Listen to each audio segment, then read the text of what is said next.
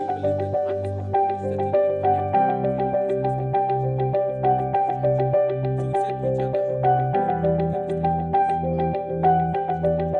like the food systems industry, so that we can speak about food system specifically in the context of Namibia.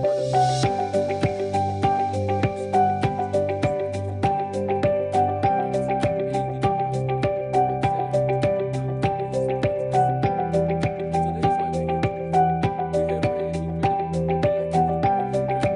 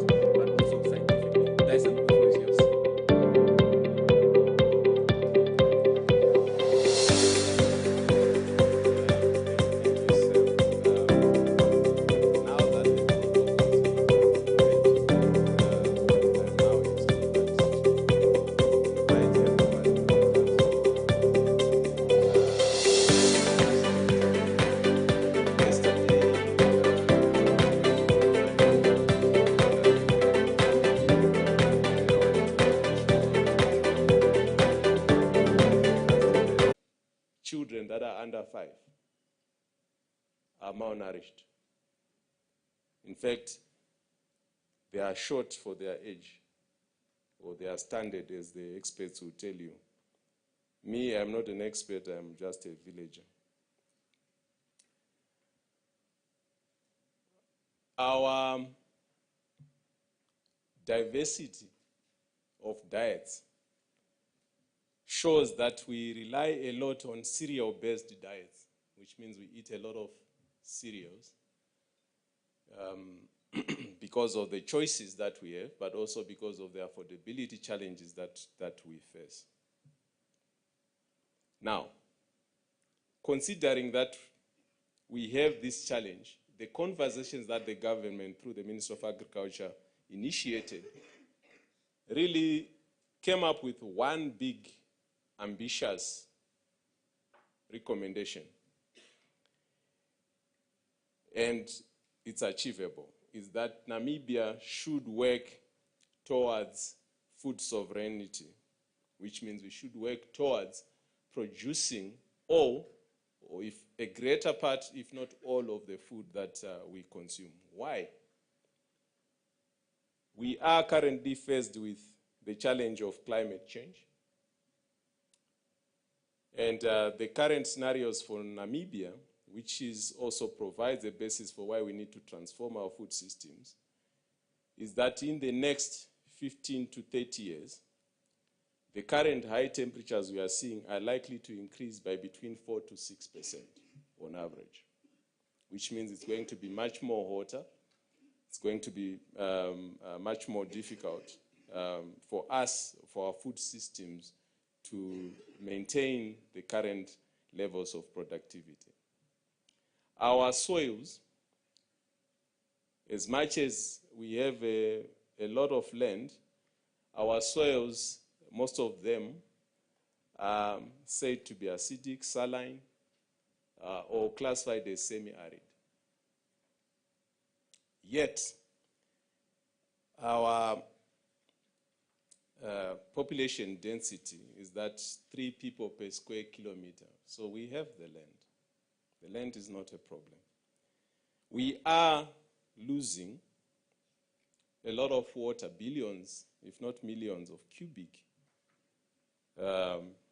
meters of water that are unused or not used for productive means. Kunene River, Orange River, the canal, and many others in the north, the Zambezi, Kavango. We have water and we have the land. We have recently learned that in the past we have always said in Namibia we can't produce in saline soils, we can't produce with saline water. And some still believe that today. We have recently learned that through technology and appropriate choice of crops, livestock, trees, fruit trees, that can actually thrive and do well in these kind of soils. And yet, we are not taking advantage of this.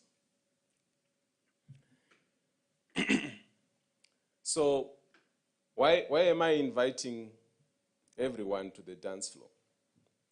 Is because if the experiences we have seen with emerging challenges, with COVID, which have tested our food systems, with the Ukraine and Russian war, which have tested our strength of our food systems, resilience of our food systems, where we thought that we have the money we can import and the borders got closed, you realize that you needed to have an opportunity for you to produce a greater part of your food. That's why today, because of the many challenges that I've tried to summarize, we want to learn from one another. We want to share ideas. We want to be able to build on best practices done by the government, done by civil society, done by private sector, so that when we look at this elephant called food systems, we all have a good understanding of why we want to do what we want to do. Because if we don't do it, I am going to be sensational. It's going to be an existential threat to our lives. And it's currently is so for some communities in Namibia who are experiencing malnutrition-related deaths. And this is no exaggeration at all. 34 children have died in one region because of malnutrition-related diseases. So that's why we are here. That's why I'm inviting you as we discuss that there is that child who is lying in a bed in a hospital admitted because of acute malnutrition. There is that child who is in the village who is short for their age because they are not getting access to food, to healthy diets.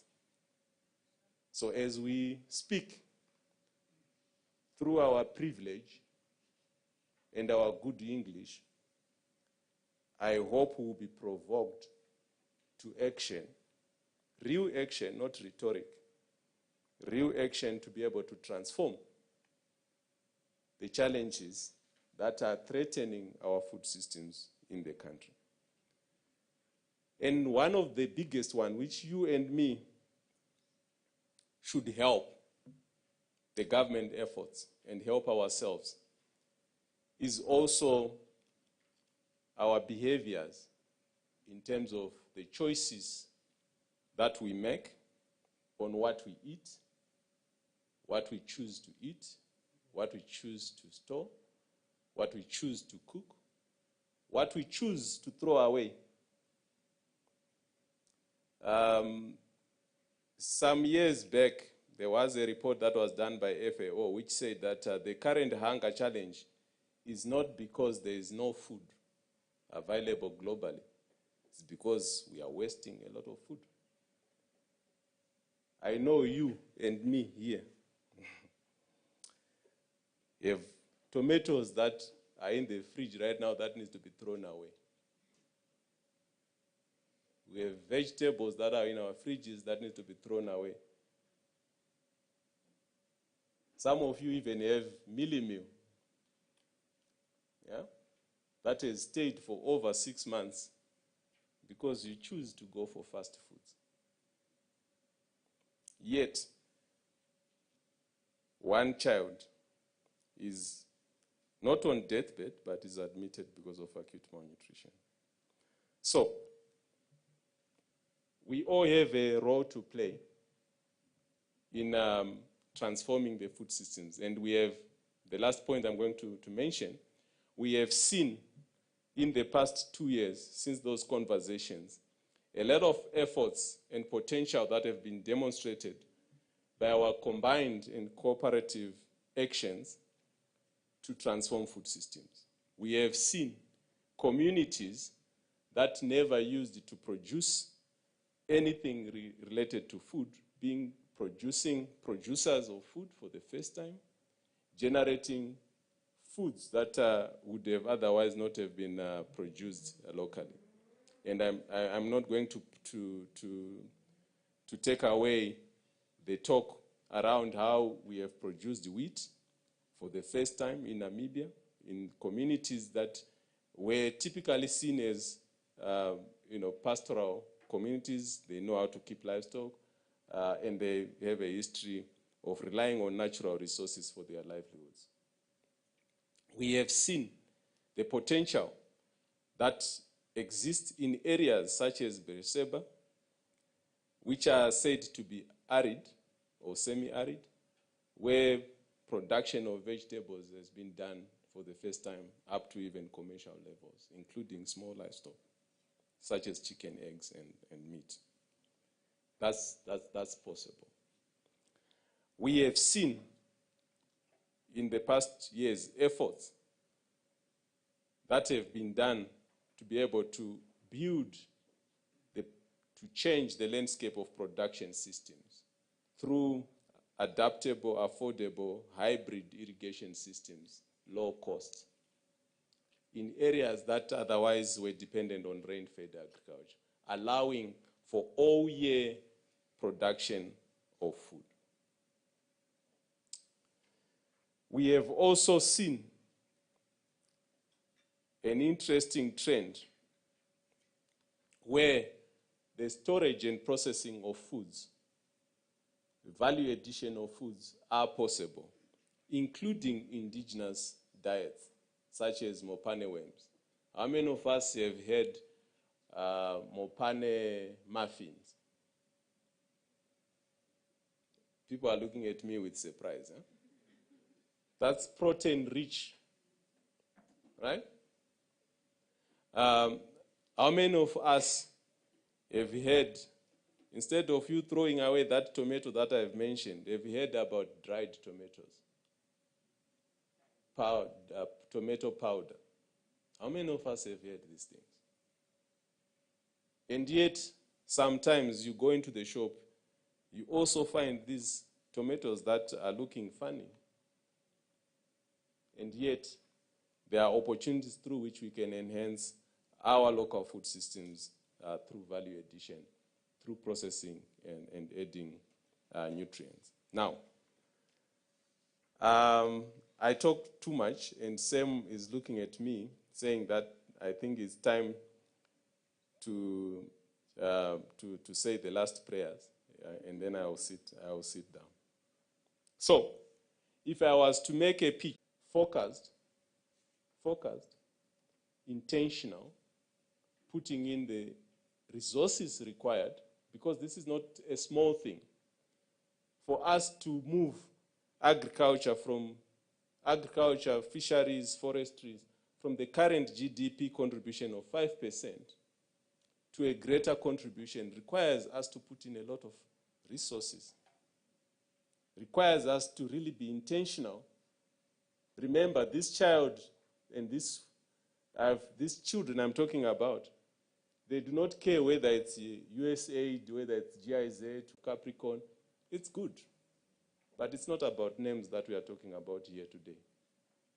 It's about how we can, as actors, as part of the actors, contribute to that transformation. And I will say, let's help the government, help communities, help households produce diets that are nutritious in sustainable ways, using technology, using approaches that have been proven, tested, and are effective and efficient in producing these diverse diets. Can we take advantage at helping the government strengthen their government subsidy program on inputs, on irrigation, on horticulture, on all those programs that the government has, and strengthen those programs to be able to provide diverse diets?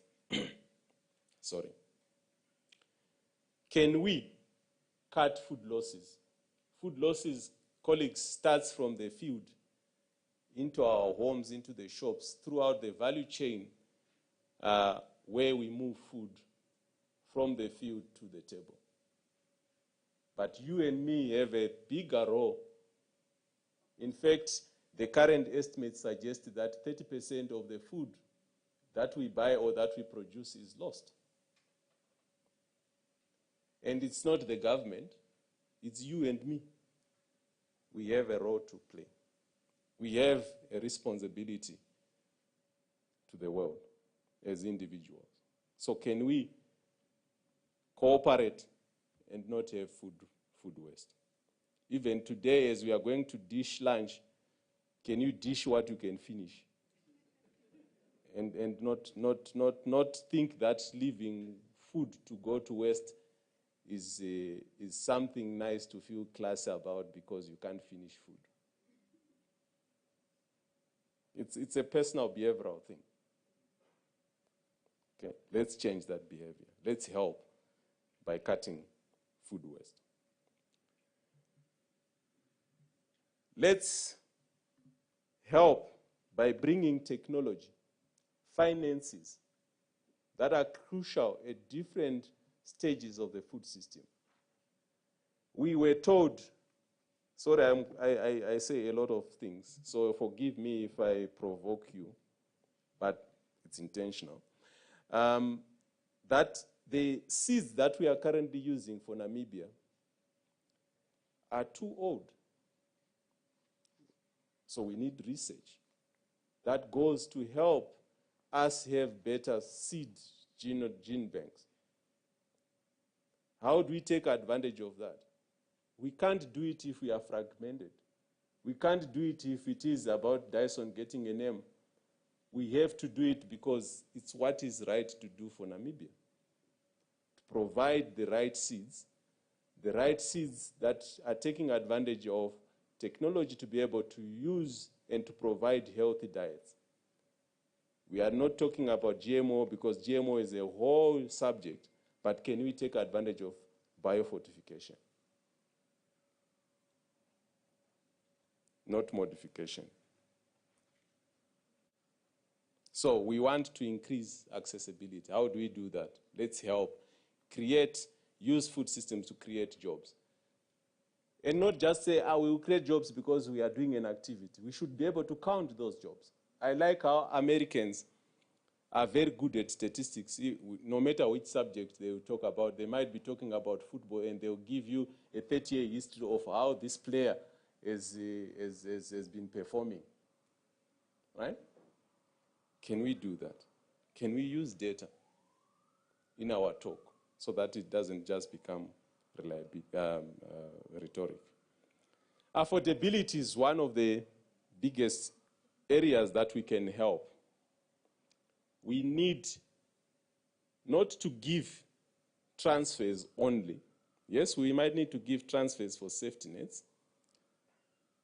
but it's not going to be sustainable if we do not promote pro-poor growth.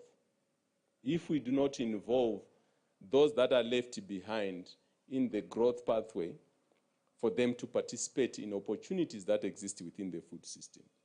And we have to be intentional.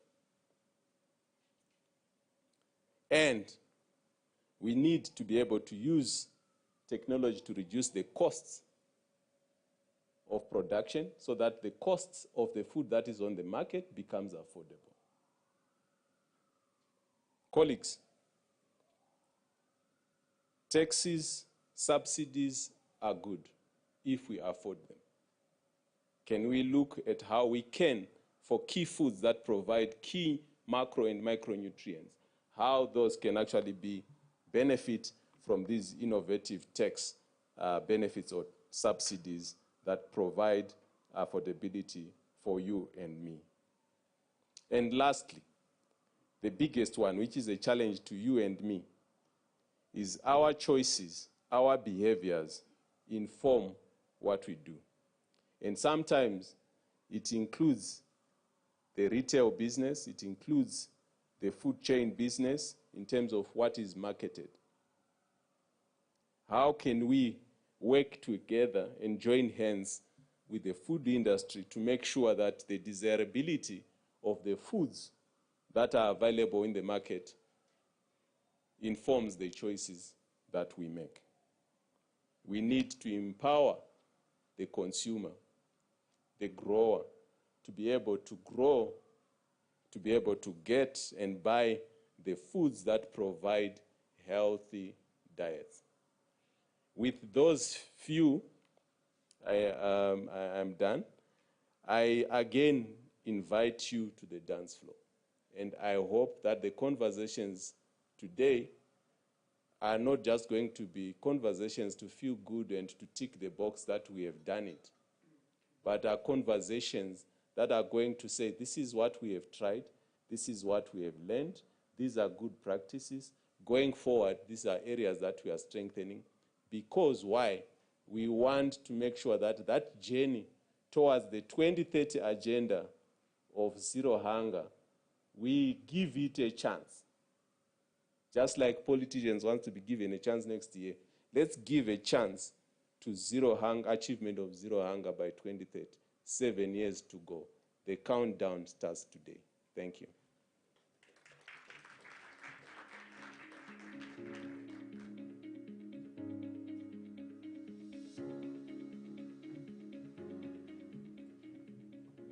When Dyson finished his talk, he said, with these few words, but I hadn't realized that we had changed, the meaning of the word few, because clearly we have. But I think we also know who are supposed to be a pastor in their other life, from the passion and the conviction that you are speaking with. Thank you very much, Dyson, for bringing, I think, much needed prominence and context to the issue of food systems, but broadly food security issues in Namibia.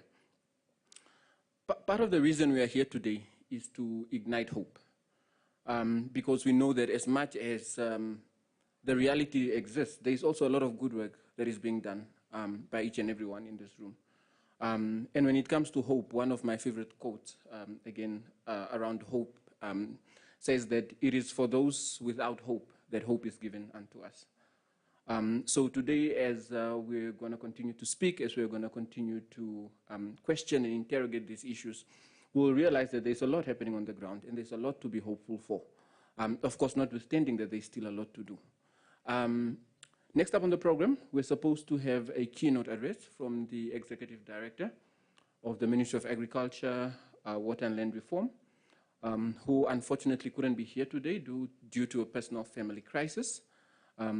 So we will move along from that item and move on to entertainment, where we're going to be showing you 2 videos, one from the Capricorn Foundation and of course one from WFP, around how we have been putting some of what we are saying here into action. Enjoy the videos.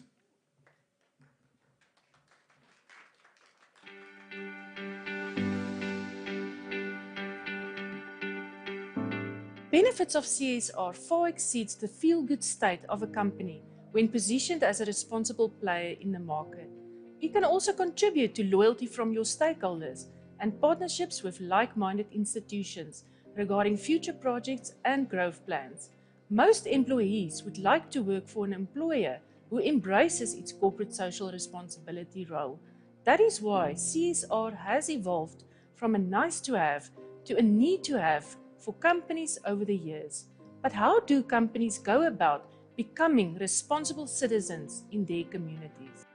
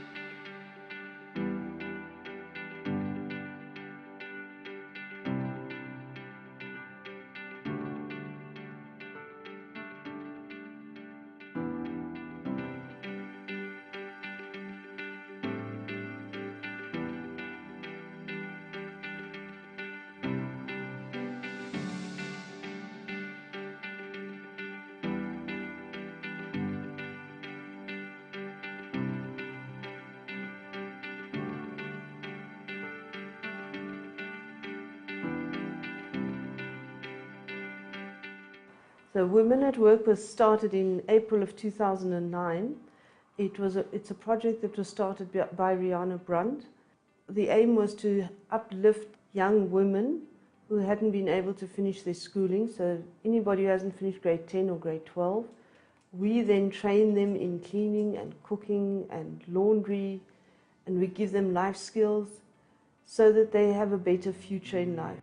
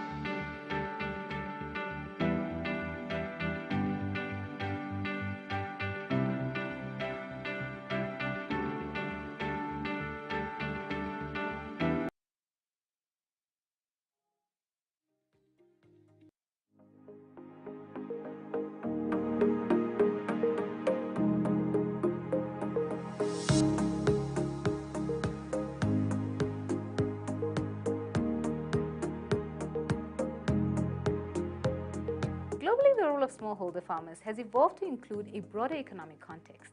This means that smallholder farmers are seen as a pivotal agent of rural economic transformation because when these farmers earn more, they inject their profits directly into the rural economy. This creates jobs and improves their livelihoods as well as that of their communities. Regionally, food insecurity is a major challenge. Many African countries have their population growth rate far exceed the quantity and quality of food required to sustain it. In Namibia, more than 70% of the population directly depends on agriculture.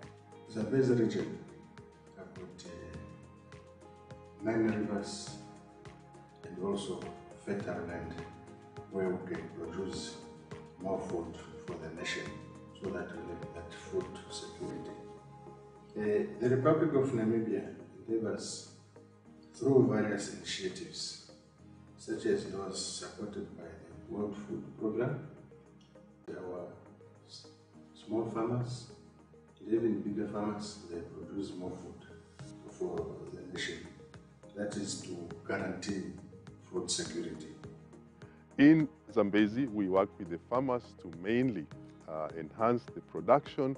A lot of them, more than 400 farmers, have different crops they are growing, different livestock, as well as a lot of new innovative approaches they're using. For example, farmers who used to lose tomatoes and cabbage to wastage because of lack of market.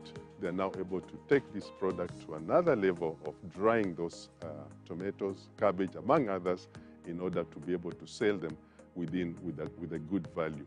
The support of World Food Program, they supported us with seeds, and this is like the starting for us to build on, that we can go on our own. As you can see, I planted section by section, and now the next section maybe to go up to December, January, February, just like that. So it's just a start, and then for us to go on.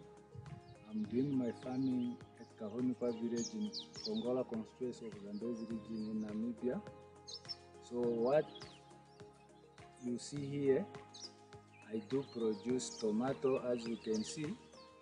I also do produce onion, cabbage, and also green pepper in small quantity. But the three that I've mentioned is something that I do on a large scale. Also, on a daily basis here at the farm, what we do everything from land preparation. When I wake up in the morning with my other farm workers, we make sure that what we have on the ground is watered. I also wake up in the morning checking for some insects. We do pest control, and we do also fertilization. To achieve zero hunger by the year 2030, the United Nations World Food Program in Namibia strategically positioned its country plan to strengthen national food systems and enhance digital services for food security. A national integrated program for rural transformation was developed using a multi-sectoral approach, combining resources to create effective programs for agricultural innovation and production, employment creation, small and medium enterprise development, trade facilitation, market access, as well as value chain development. This was a problem that was identified when we worked with the farmers during a market day event last year, and the only way to help them is to link them to the markets through expos, market days, as well as introducing them to new partners who can also introduce e-commerce solutions, which we are doing now with private sector. Farmers Market Day, which was supported by World Food Program in 2021. Now, as farmers, we are now exposed to various markets, both local in the region, in Namibia, also the country at large. I personally also believe that we will also export to foreign markets like our neighboring Zambia. My name is Esther Mukela from the Zambezi region in Katima Mlilo. I'm a student at the Zambezi Vocational, majoring in crop production. I'm doing my internship here at the Kopano area farm, and I love doing agriculture. Agriculture is the base, is the source of the country. It boosts the economy and so forth. As for me, agriculture is something I do with passion. And I'd like to thank the World Food Program for enriching this area with equipment, the knowledge, and everything. And thanks to them, I can do more, and I've learned more than doing it in theory, but in practical. I have that experience. Thanks to them. What we achieved here through training and the seeds which we are given by World Food Program is that we sell to our local people, like the street vendors and also the supermarkets like Shaka, Kamunu, and Spa. As a supermarket, we prefer to buy fruits and vegetables from local farmers as a way to prevent post-harvest losses and to boost local economic growth. I feel happy when I see my products are selling in the shops. That I feel happy that I'm doing quite well. The country's strategic plan stands on 3 pillars: rural transformation, sustainable food systems, and human capital development, which tie into the national strategic objectives. The World Food Program, in partnership with local and regional government, has established over 30 integrated food systems projects WFP further contracted private sector entities to upscale and manage different phases of production while imparting skills and knowledge to local smallholder farmers. The food system unit in Namibia is established to contribute towards 3 strategic pillars.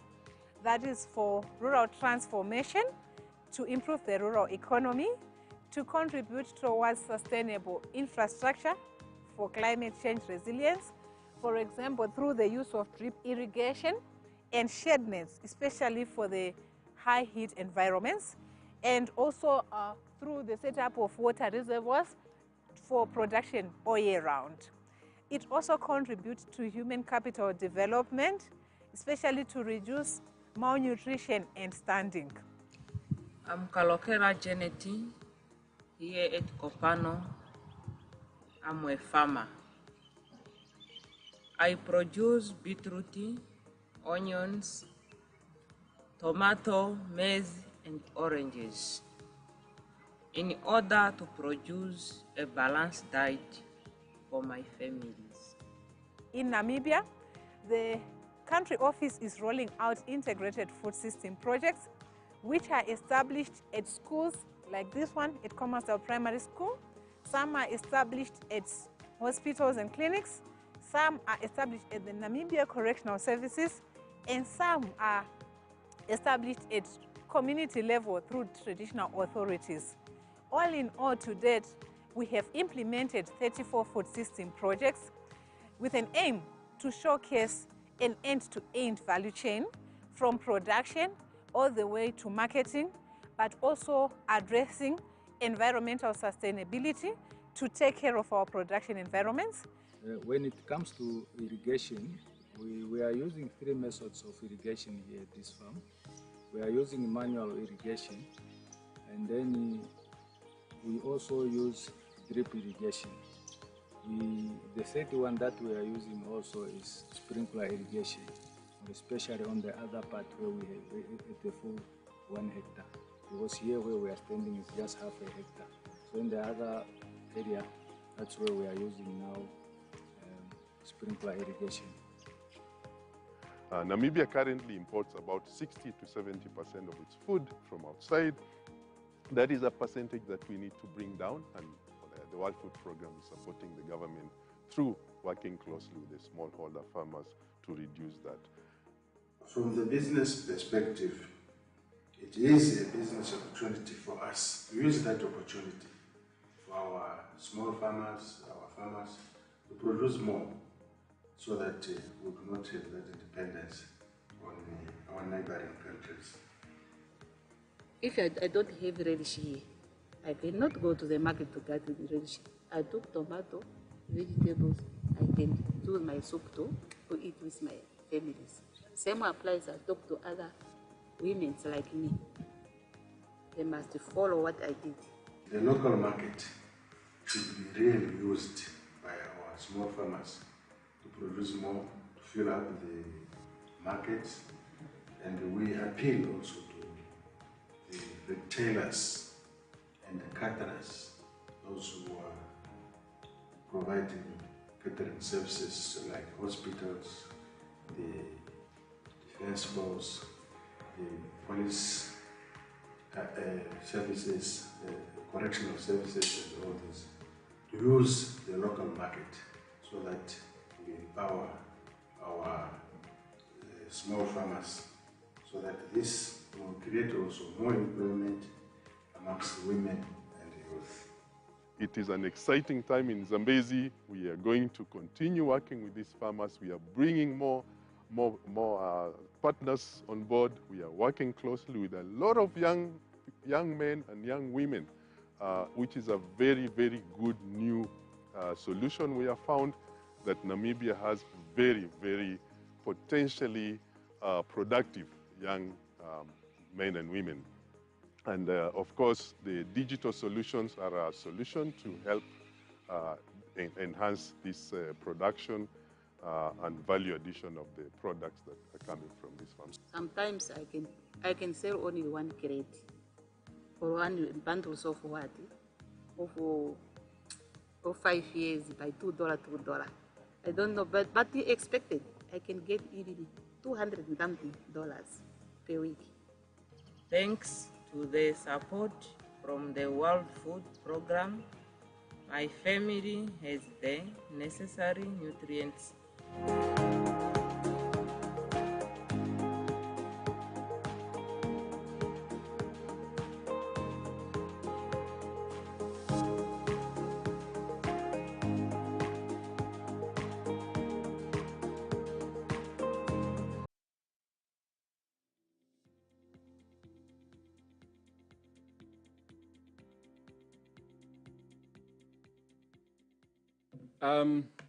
I think one of the key messages from that, from those two clips that we saw, was really that when we are tackling this elephant, as Dyson calls it, we need to do it at all levels, national level, regional level, but most importantly, at local level, because there are present needs that need to be met at those local levels. I'm sure now when you look at this face, you're able to recognize who this wonderful woman is. One of the things that George spoke about in that video was the role of young people, not just in the Zambezi region, but really all across Namibia. And Marlies made mention to Sarah earlier, and Sarah, like Marlies mentioned, was the winner of the 2022, the first ever Food Waste Challenge, hosted by the Capricorn Foundation, and we had the great honor of being one of the judges on that competition. And Sarah is going to come and speak to us about some of the work that she does around food systems, and particularly how she's involving other young people, and indeed the imperative of getting young people involved in these issues. Ladies and gentlemen, let us put our hands together for Sarah.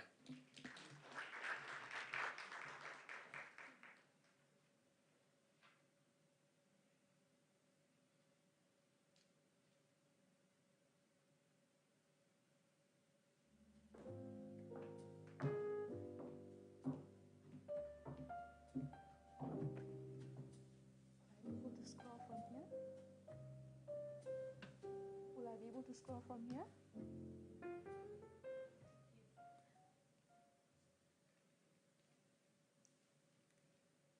Okay, so good morning, everyone. Thank you so much, Sam, for the kind introduction and the warm reception. Okay.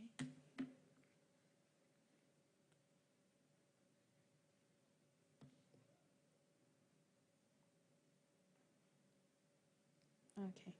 Thank you. So I am going to speak on innovation in food systems, and briefly, just to define what innovation is, it's basically the creation of better and more effective products and services in a way that is accepted by both governments, markets, and society. And then food systems refers to what Dyson defined earlier to be the entire range of actors and activities that are involved in the production, processing, and distribution of and consumption of food. Now, to achieve efficiency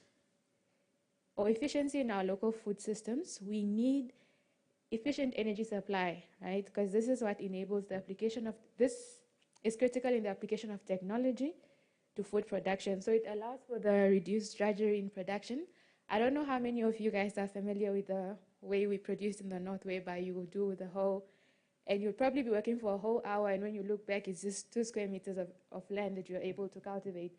Whereas in the use of technology, or with employing technology, we are able to do that at a much faster rate. And so energy supply also allows for the safe handling of food. I think we're also familiar with the crisis in South Africa with load shedding now, which really impacts on their GDP quite a lot because of the loss of revenue that is experienced because of that. Now, another key enabler in achieving efficiency is transport and communication systems. So this allows entrepreneurs a gateway to larger markets, both for the import of inputs that they are used in production, as well as giving them access to larger markets. Because our producers are mainly based in outlying areas, right, which is like your rural and outlying fragmented regions, and they need access to the populated urban areas where the market is. So road networks and other forms of transport networks and communication networks are key and essential to that, to enabling them to access these. Now, I think Dyson alluded earlier to the importance of having sustainable food systems. And these are the ones that are able to preserve the it contributes to food security and nutrition in a way that preserves the economic and social structures for future generations. So when we look at sustainable food systems, we are looking at them in the context of social, cultural, and environmental matrices. This acknowledges that we're not starting from zero. And I like what Dyson mentioned earlier to say we have to recognize local and indigenous foods, determine the nutritional value in them, and ascertain how we can group these food stuff together to be able to form balanced diets. So what can we do with what we have right now to create balanced diets? And then another way we can do this is ensuring food security for everyone. We need to make sure that we invest in the technologies, the seed qualities, and capacity trainings that will increase our yields per unit area for especially our smallholder farmers. So this looks at planning, planting, growing, market, and harvesting, right? And then when we look at the local economy and environment, I especially looked at it in the form of once we have ascertained the nutritional value in our local and indigenous food products, we are able to say, what can we source from the local community, especially when you look at things like our social welfare programs, like school feeding programs. Why should we have those food parcels containing something like tastic, which is from South Africa, when we, for example, have Kalimbeza producing rice, or when we have Mahangu smallholder farmers that we can actually source produce from, empower them economically to be able to also grow and contribute their local communities, and through that, reduce the carbon footprint of the food items that we give or that we distribute through the welfare program. So there's a need for social policy framework restructuring to say, how do we acknowledge our local producers and also source from them, not only expect them to go to the market themselves, but in essence, if government is sourcing, then government should be a market for our local producers as well. So now I'm going to briefly speak about Awana Foods, which is my startup. And if I spoke earlier, I spoke about investment in seed quality or good quality products in order to improve our crop yields and output, right?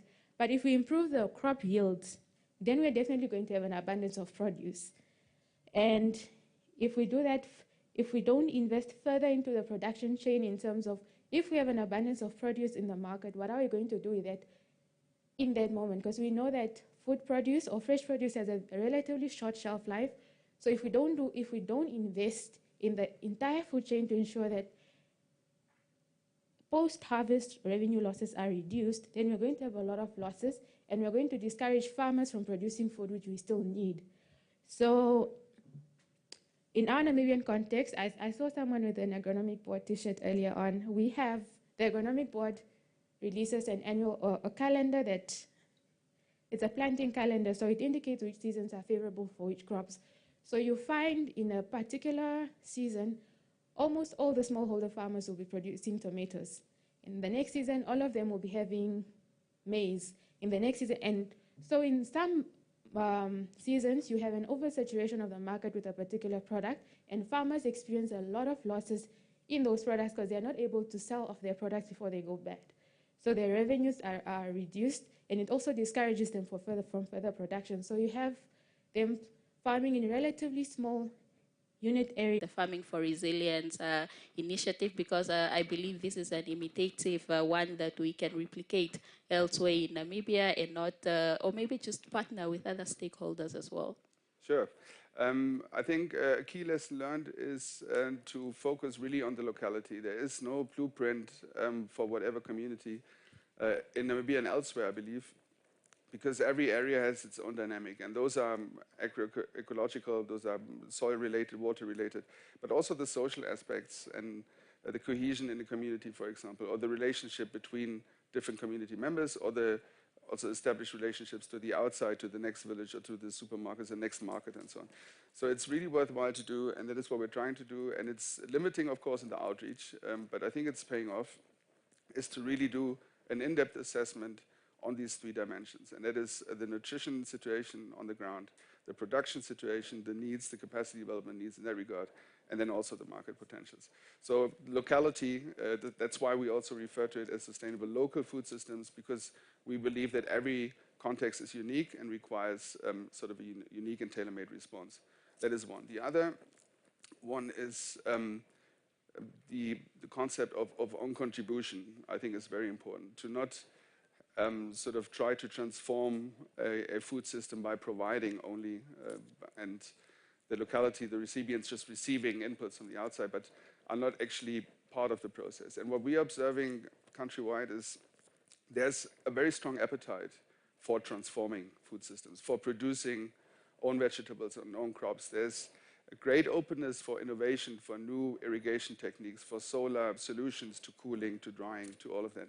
So I think it's extremely important to involve and to have sort of the approaches informed by the communities or individuals one is working with. And that is also related to what is available. Indigenous vegetables and fruits is something we talked about. That is something one really needs to take into consideration, sort of building that momentum. Mode is to develop or to apply local solutions, to move away from chemical and mineral fertilizers, to go organic and to develop the capacity on farm in the village to develop your own organic pesticides, your own organic fertilizer, and then thereby to reduce the dependency on the market, the ever-increasing prices of farming inputs, and to also develop or improve the soil in the long term by using organic matter. Thank you, Tino. And just to complement on what you said about the increment in agricultural input, and I believe this is quite an area that the Ministry of Agriculture is working on. I know they have an agricultural input subsidy program, which we actually partnered with them in the Kunene region. So the concept is that as much as you subsidize some of this agricultural input, at the end of the day, the most vulnerable smallholder farmers are still unable to meet these these needs that they are supposed to get, right? So what we did at WFP is that we decided that the people that actually need the agricultural input the most, they're the ones that they're unable to afford them. So how about we contribute and make sure that instead of them contributing that amount, we'll subsidize and make sure that they actually have access to the seeds that they need. And speaking of seeds, I think this is actually another challenge that Namibia is facing, especially when it comes to access to seed varieties. We live in a country where we are prone to the impacts of climate change, drought, and flood, and so forth. Schemes on how we can have seed multiplication centers and make sure that all these smallholder farmers actually have access to the seeds that they need to increase production and productivity. You also mentioned something on locality and making sure that as we develop these initiatives, we also consult the communities.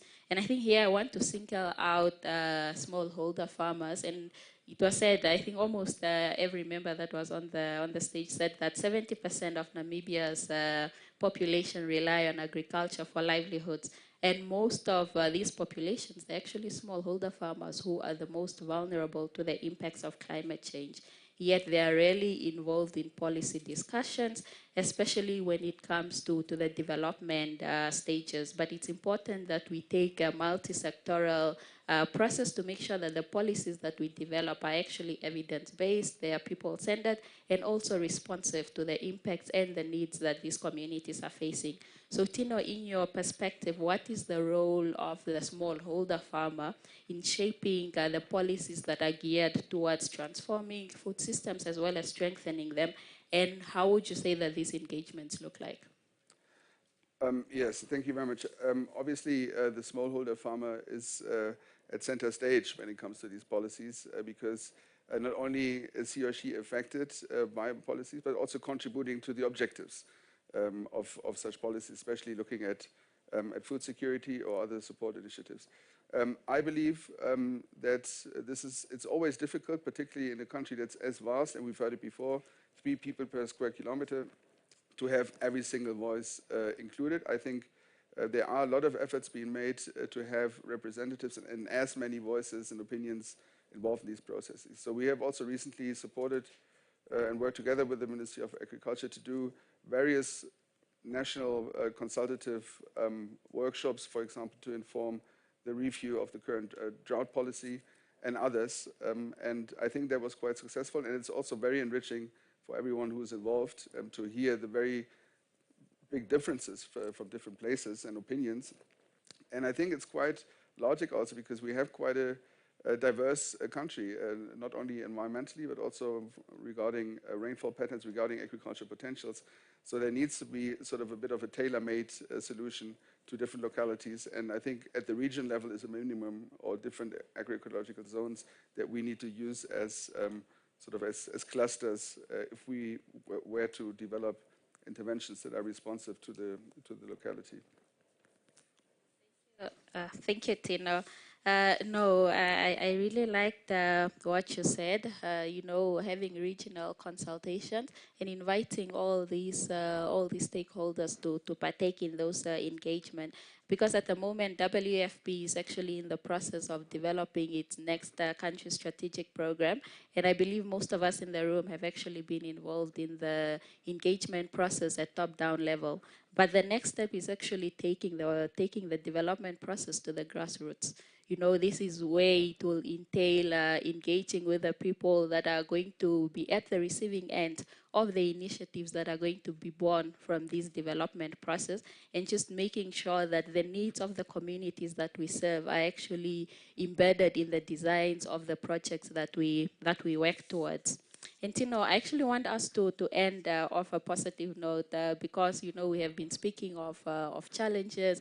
We have been speaking of what we need to do better when it comes to transforming and strengthening our national food system, so we increase the pace at which we can achieve national food and nutrition security. But I think at the same vein, it's also important that we actually acknowledge what we are doing well. It's important that we do stock taking of these initiatives, of these practices, so to say. So in your own words, what are Namibia's key wins on how these policies that are geared towards transforming and strengthening food systems have actually translated into practice? Yeah, I think over the past years, we have seen a significant increase in production. We are importing 96% of the fruits we're consuming in the country. We've been talking about imports and import dependency before.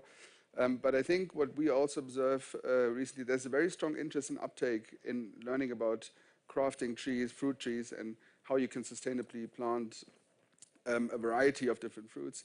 And the same goes for horticulture. The colleagues at the ministry, we're always discussing about the National Horticulture Support Scheme, and the waiting list is growing exponentially. Year by year and in every single region. So we see a very strong traction and interest, and I think to be ending on a positive note, I see that food self-sufficiency is certainly in reach, if you like. It will take a couple of years, and there are also a couple of crops that might not grow as well. But this is the same anywhere. In the UK, you can't really plant mangoes. So, you know, it's every country has basically that basket it can produce itself. And I think here we have a little more to explore and to do to fill our basket of locally made produce completely. No, thank you so much, Tino. I see that Onena is looking at me, and I would like to actually open the floor for questions from the audience. Sam, do you have a mic to pass around? Okay, thank you, Venani. Okay, I'm looking around the room. Okay.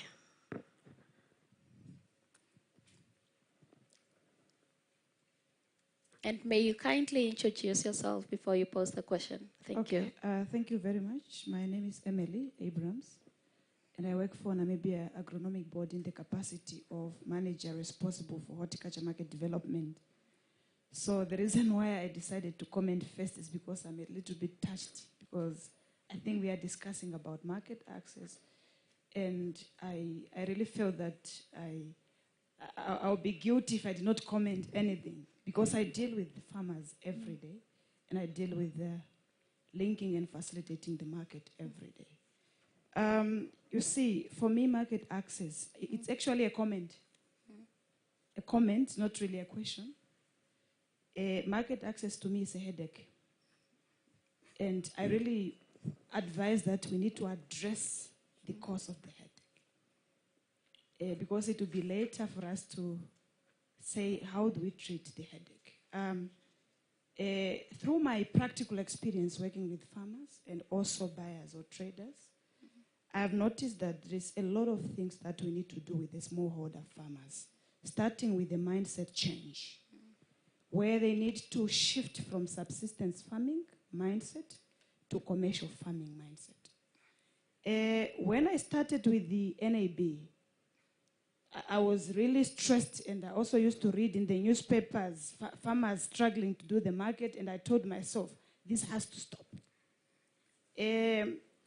One thing that we notice is that, number one, the smallholder farmers, they produce blindly. I want to concur with what Dayson indicated at the very beginning to say, let's be informed by data. It's very important. So what they do is that they look at what is the neighbor is planting, and they go and plant the same. So they actually guided or informed by a neighbor observation.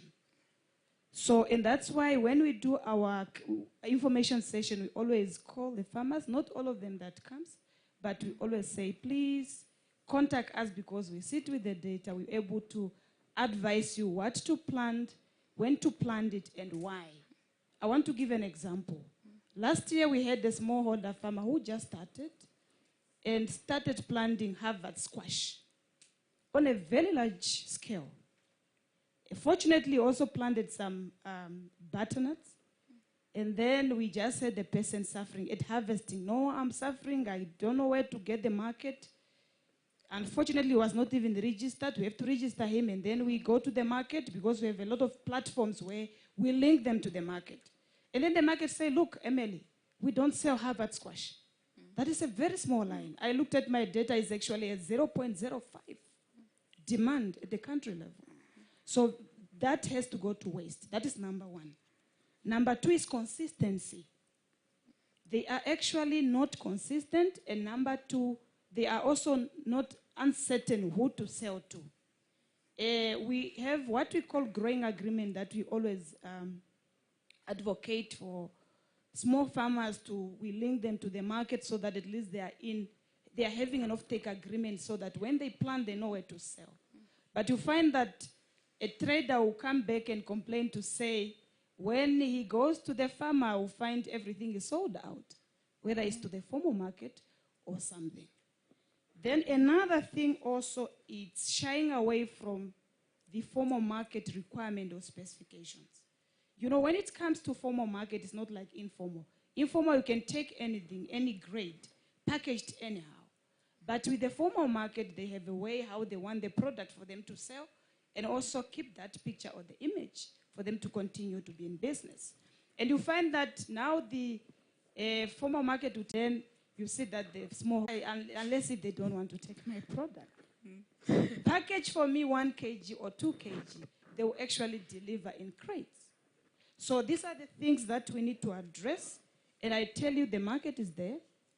The market is willing to take up the product from the smallholder farmers. We even went to an extent of introducing a pilot project on linking small-scale farmers to the market. And I tell you that we have a lot of challenges that we are encountering. I don't want to preach. I also happen to be almost a pastor one day. I think let me end here. Can I say something? Yes, go ahead, Tino. Coming after you. Yeah, thank you, Emily. I think you spoiled me trying to end on a positive note now. But I do appreciate the challenges, and I think I 100% agree that one needs to think and create or trigger a bit of a change of a mindset also among producers to think from the farmer back to the farm. And I think this is full of challenges, of course. There are a couple of success stories, and I think it also does work, and one kind of learns also by experience. And I'm looking forward to also work with you and colleagues at the Agronomic Board on this challenge. Because as you say, and we've been observing this with supermarkets, also not the local supermarkets, that are very, very keen on buying and retailing locally produced products. We have seen the campaign on localist lekker, locally produced in the supermarkets. And if you observe, people go to that shelf first and then look maybe for the other tomato coming from elsewhere if there is no stock or so. So I think on both ends, the supermarkets, but also the consumers, there's a very strong interest and demand to support locally, and it will become even more important. Looking at climate change and at carbon emissions becoming such a hot topic, and the next the next potential income also for farmers to offset carbon emissions. And the same goes for industries, for the lodges and others. There will be, or there is more appreciation for guests to know that these tomatoes and the salads were grown in the village next door, as opposed to know that they've been traveling longer than they traveled themselves to visit Namibia. So these are aspects that we can also capitalize on, where we see a very great potential for local smallholder producers, with a couple of challenges, but we will tackle them to go back on the positive note. And yeah, Emily, you said something on behavioral change, right? And that actually takes me back to us calling these communities smallholder farmers, because I think that in itself we are already restricting them to producing into small quantities, that they cannot graduate to them being commercial farmers. So maybe we might have to also rethink the way we package some of these concepts, because at the end of the day, it backfires, as you have said, you know.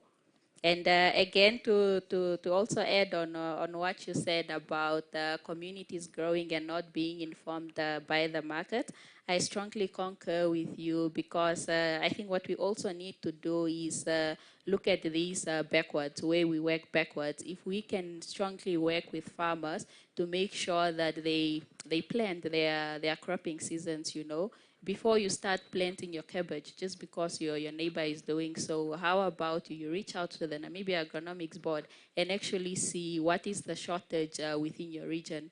Perhaps there is no need for you to grow tomatoes, or there is no need for you to grow cabbages and what so forth, because the market is inflated. But then that doesn't mean that you cannot grow squash or whatever products. So I think that's actually an agenda that we have to push and make sure that the smallholder farmers have access to the right information, so that they inform or they make decisions that are informed by data, as you and Dyson have strongly alluded to. I'm looking at Simon, he's about to kick me off his stage. So ladies and gentlemen, thank you. Thank you very much for partaking in the discussion. And Tino, thank you so much for joining me here today. Thank you very much for having me. Thank you.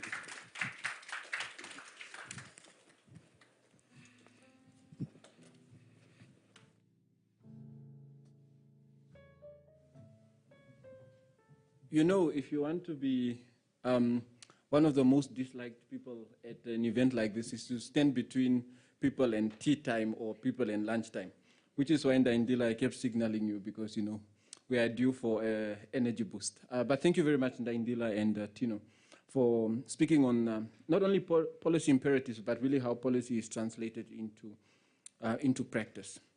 Of course, they say that dialogue is a necessary evil, and I hope that through the coffee break and even thereafter we can continue to have some of these conversations. I know there are some people that were raising their hands that couldn't get a chance to make this intervention, or their interventions rather, but we'll have other platforms after the tea break where you have an opportunity to make those interventions. So we're supposed to start with our coffee break at, we are 10 minutes late for our coffee break, so it's 10:35 right now. And I implore us all to go out, get an energy boost, visit the lavatory as it's necessary, and we should be back here ready to resume at 10:50. Thank you very much.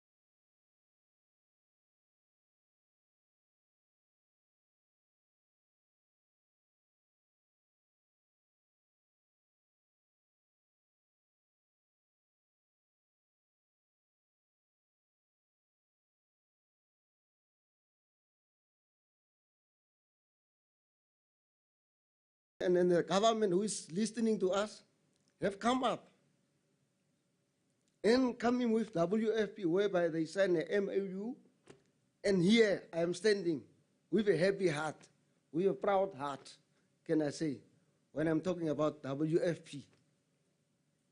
They have come in, we have planted rice, whereby after harvesting, we have collected 12.5 tons of wheat for the first time in Namibia at Farm Ondera. Yes, we made it, and it was through WFP. After harvesting, WFP again said, no, the people must benefit from that. And really, they make negotiations with the OPM, sell the wheat, and OPM buy the wheat and give the money to us. And then from that money, as the WFP and the managers of Ondera have decided, some amount to the community, some amount to be invested in the account of the project, and we did it. As I'm standing here right now, the people of Ondera, at least those who are saying we are hungry, like yesterday even, I leave them buying their food from the money of the wheat, which they have received. So I say thanks to WFP, really, they have to do their effort. And here I'm standing together again, I'm with them. I will not leave them. I will still knock on the door of WFP through my government. And Ministry of Gender and WFP together, really, to avoid that problem of the electricity, they came in with solar system. Government bought solar system, WFP bought solar system. Here, as I'm standing right now here, we are having maize of 10 hectares. Getting from power from the solars, which the government and WFP have donated us, which is a very, very, very a good thing, can I say. And we are still continuing, and we will. As I'm standing here and talking, they are busy plowing and disking the land, this side of the garden.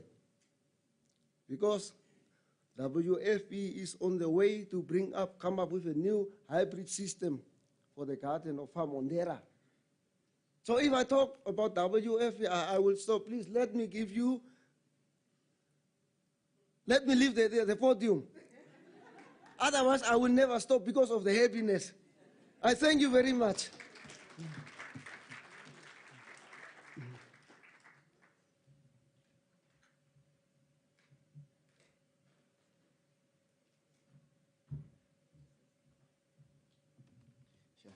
How do I follow that? I mean, Jan has really set the bar high in terms of his energy and passion that he's shown. And just to attest, while he was talking about the food that they provide to the communities, just 2 days ago, I was at Palambach, and I saw a bucket full of maize meal from the farm, and that's being distributed to the communities around that. So I can attest to the work that they are doing. Well done, very well done. Oh, so I'm here to talk about the Gondwana Care Trust and the work that we do, especially in our partnership with the Capricorn Foundation. And just firstly, let me just thank Marlies and the team and the whole Capricorn group and the WFP for this opportunity to speak to you all here today. And then also thank you to the speakers and the presenters and the panelists. Some really thought-provoking stuff that has been said and ideas that's been shared. I saw my colleague Stephanie taking lots of notes, so we'll go to our thinking tables and planning tables and see how we can improve what we do based on the conversations and the insights that were shared here today.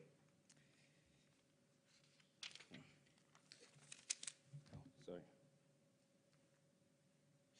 So the Gondwana Care Trust, I see it says there, who are we?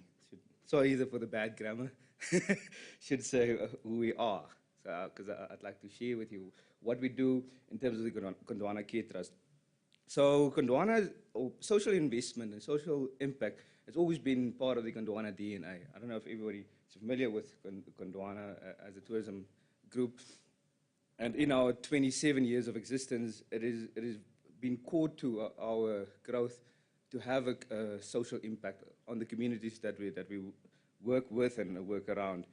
And in 2017, we formally formalized the Gondwana Care Trust as a vehicle to drive this social impact.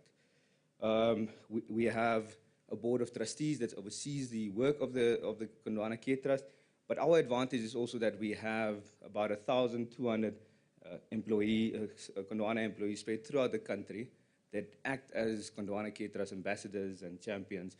So we really have a vast network in which we can have some really positive impact throughout the country. One of our major programs over the last 5 or 6 years has been the Meals for Two project, which I'll spend some time talking about. And that's a project that we've had a very long and fruitful relationship with, firstly Bank Windhoek, but later on the Capricorn Foundation, and has some significant impact in terms of providing food to our communities, our needy people around the country. It started off, the Meals for Two program started off as a way for Gondwana to provide food from our self-sufficiency center, which is based in Stampede, to communities. So the idea was that for every meal that we provide at a Gondwana lodge, we also provide a meal to a needy person.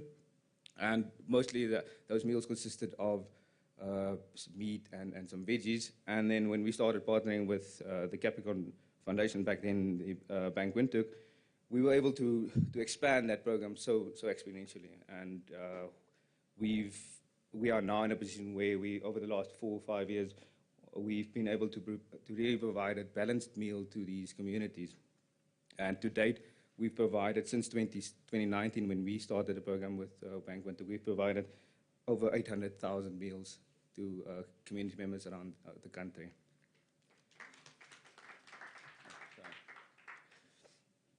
This graph just shows you, so we keep record of the meals that we provide, just to also, because it's not just Capricorn there, we have other partners as well. We have some suppliers, businesses that does business with Gondwana that helps us to achieve this impact. And you'll see us ramping up the program in 2020 when COVID hit us. It is really when we were overwhelmed by the support we got from our corporate partners to provide even more meals, because then we realized the need is now dire. People have lost their jobs in early 2020, and people that were in urban environments had to move back to the rural environments, and we just took it upon ourselves to make sure that we, at least for as long as the pandemic would last, and we didn't know then, we provide meals to those people that need it in those dire times. And even though I'd say we post-COVID now, we cannot just stop now. Now we need to focus on how do we make this sustainable. And our ultimate goal is to get people to provide for their own meals. But in the meantime, we had to stop that gap, to make sure that people don't, as one of the earlier speakers said, don't go to bed hungry, and we don't have every third person being malnourished, sorry. The other thing that we're also trying to focus on, because these meals, we are at an advantage because we have this vast network spreading from the Karas region to the Zambezi to the Kunene region through our lodges, and we have logistics companies that we work with. But we're also looking to partner with local suppliers like on Dera Farm and the like, to provide meals, to get the veggies from a closer source. So that we don't only supply from Windhoek, but that we provide the Kunene region with food from the Kunene region. And we just act as the enablers between the producers and the end consumers.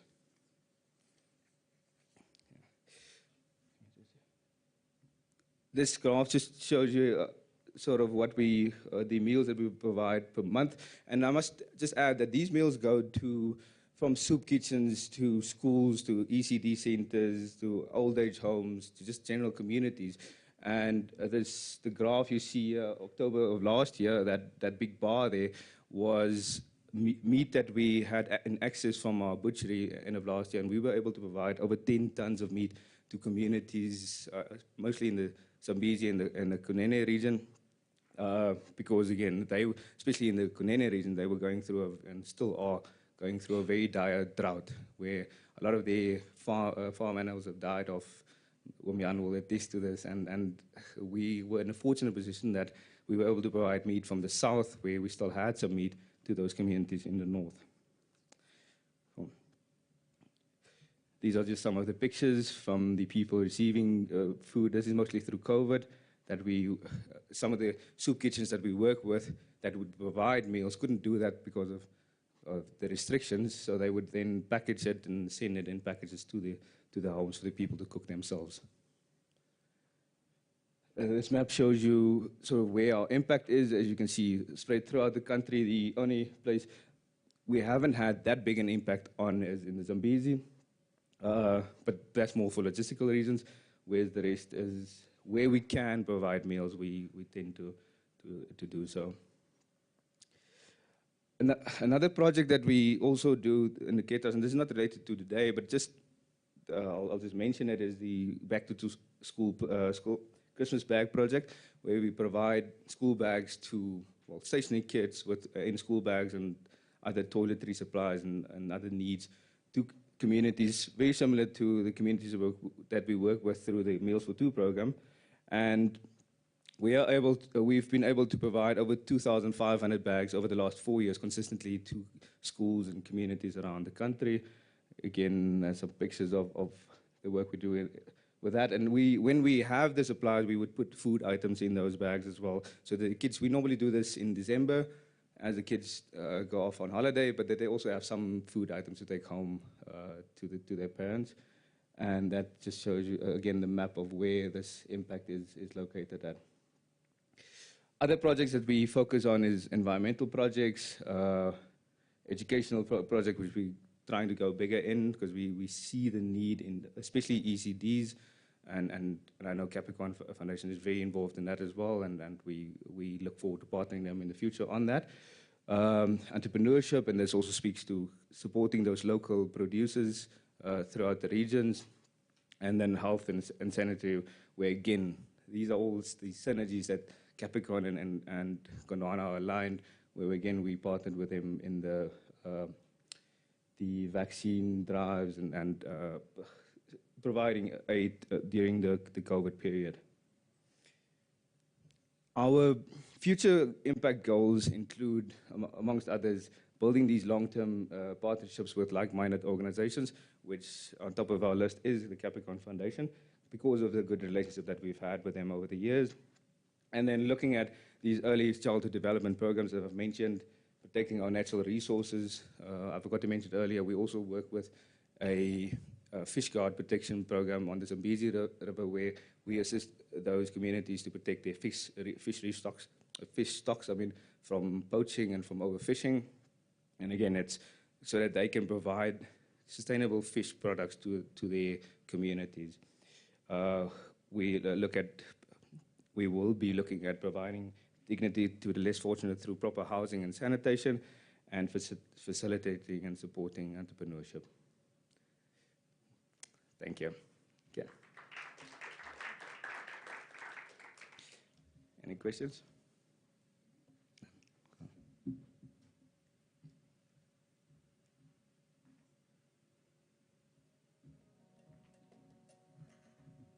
Okay, great. Thank you very much, Quinton and Womyan. And indeed, I think what those stories have shown us once again is that the work that we do can have, and indeed does have, far-reaching impact in the lives of people that we may never get to meet or even understand. But I'm sure that it is certainly worthwhile and it is appreciated. Throughout today, we've spoken a lot about different challenges, whether it's market access, whether it's challenges confronted by smallholder farmers. And a word that came up again and again is private sector and the involvement of private sector. And I think in the development space, especially in the UN space, It's something we like to speak about a lot, to say how can the private sector get involved? How can the private sector add value? What can the private sector do? So our next panel will be interrogating precisely those issues. We'll be hearing from some private sector folks who are working on food systems issues on the ground, and they'll be speaking to not only their experiences, but also really some of the lessons that they've learned through their work. And through this panel, again, it's going to be an engaging conversation where you will get a chance to interact, ask questions and really just interrogate some of these issues.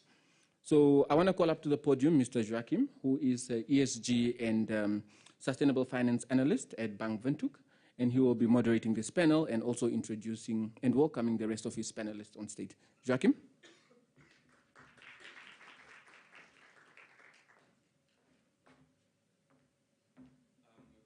Everyone. As introduced, I am Joachim from Bank Windhoek. Just to mention that I see that a lot of us are listening to the key message of the day, which is we should not waste food, and I see most of us are following that trend based on the little lunch break we had, or tea break rather. Some not, Sherilyn. But anyway, so the theme of the day is transformative food systems for sustainable development, which is a subject line that has been well defined.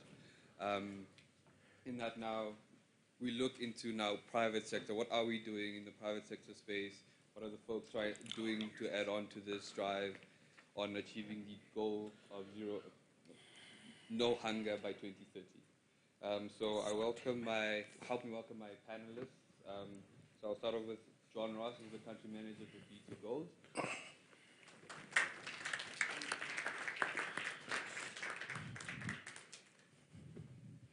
Thereafter, Solomon Kalondo, who is the founder of the Roots Agricultural Village. And last but not least, Adrian Grobler, the founder and managing director of Uniform Holdings.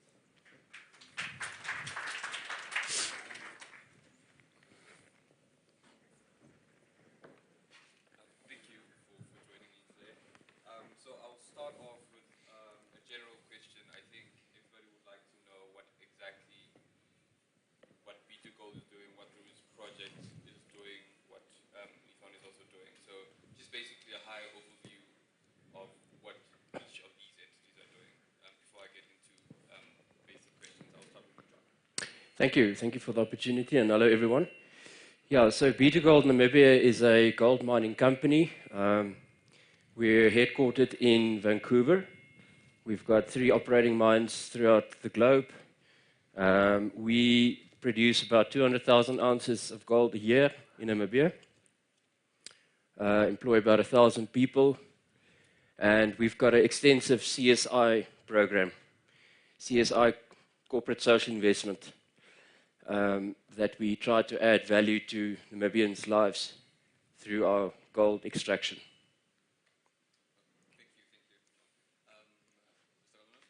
Okay, good morning, everybody. We at Roots have started an agricultural village that has empowered small-scale farmers, and I've been hearing smallholder and subsistence farmer through the discussions that were being had earlier today, and it's a bit of a pet hate of mine that there's actually a very big difference between a smallholder farmer and a subsistence farmer. A subsistence farmer produces food so that he has something to eat and he sells what is left. Whereas as a small-scale farmer is actually a commercial farmer who is just doing it on a smaller scale. I just wanted to clear that up. So, but anyway, what we're doing is we've got smallholder farmers we've created an agricultural village with smallholder farmers where we are empowering them with shared services that they cannot afford to, that they cannot afford to put up themselves. An example being an abattoir for their broilers that they are producing on their small-scale farms, which are slaughtered there, where the abattoir has jumped through all the hoops to reach all the regulations, so that their chickens can end up in a retail shop. So this is what we are doing. That's quite innovative. So Adrian, what about you? Good. No, thank you so much for the opportunity to be here today.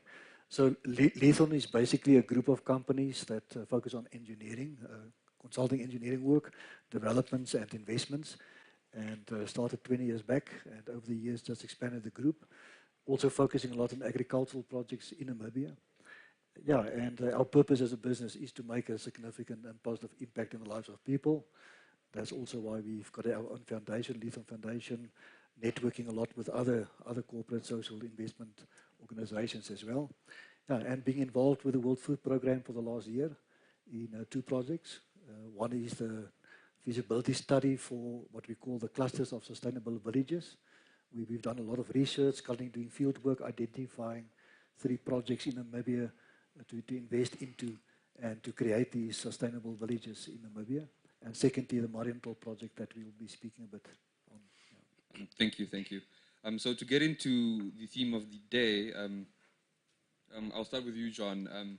So mining has the ability to significantly transform the environment, as we know it to be a business of that nature. Hence the need to take remedial action and so forth.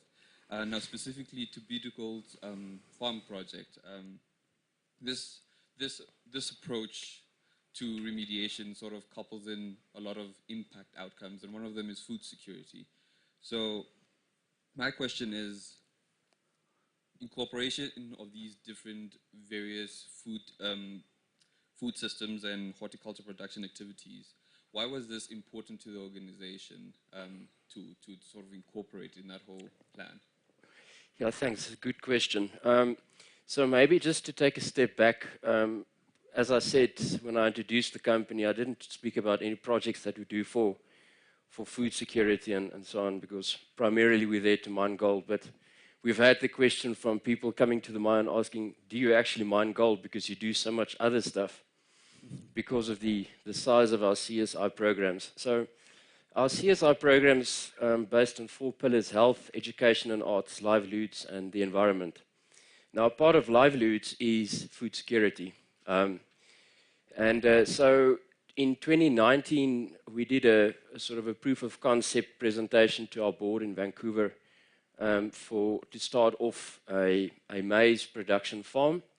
We've got about 18,000 hectares around the mining area, which we've sort of rehabilitated into a pristine landscape where animals come back, you know, where we're doing debushing, we're returning the land to the way it's supposed to look, savanna style.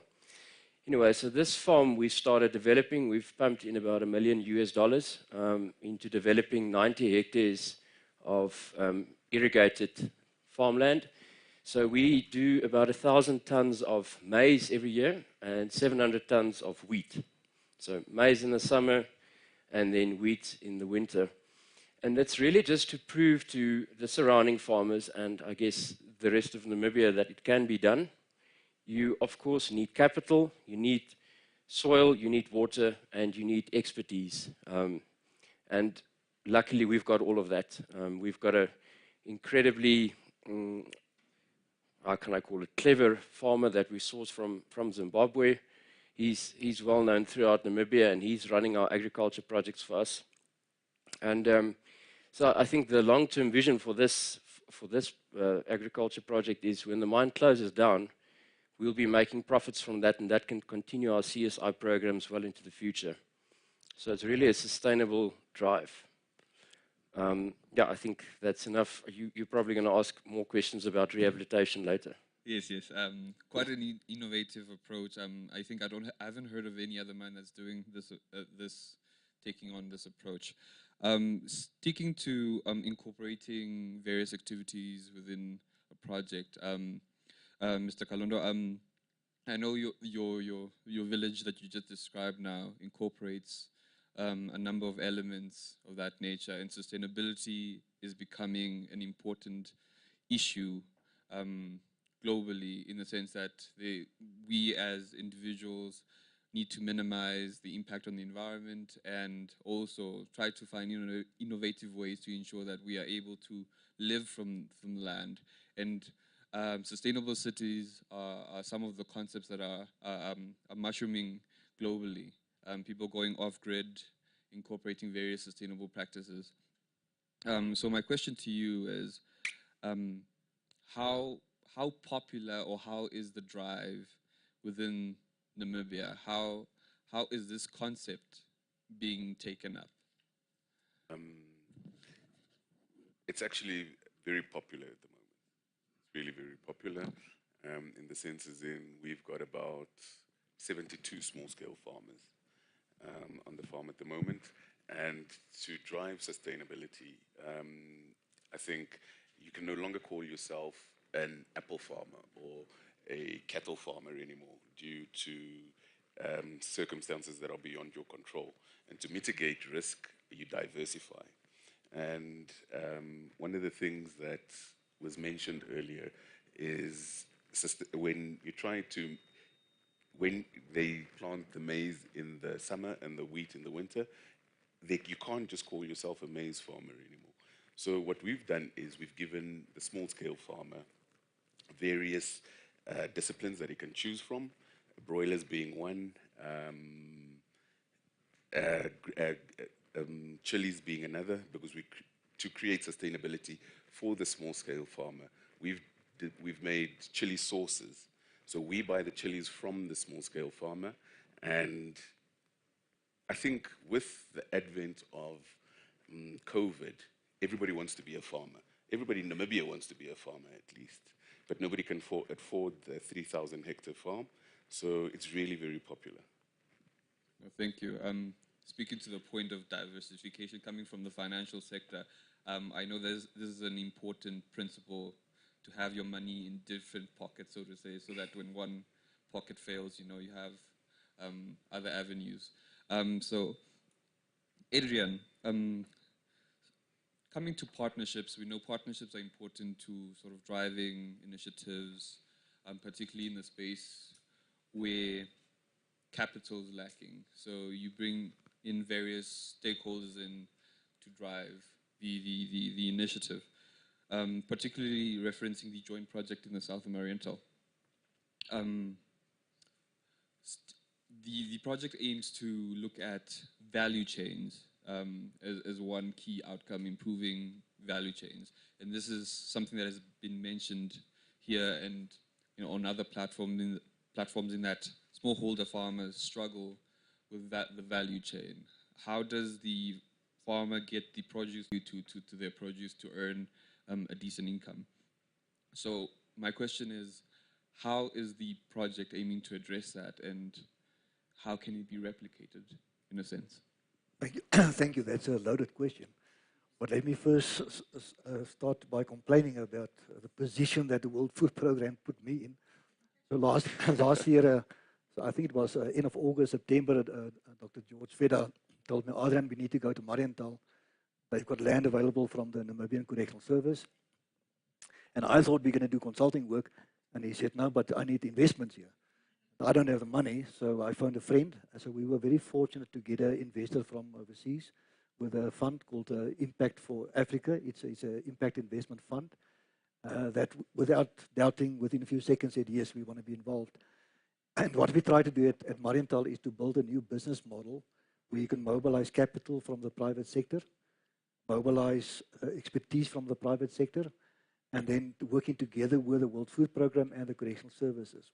So the model is basically correctional services provide the land, they provide the equipment, some of the inmates working on the land, which is costed into the financial model.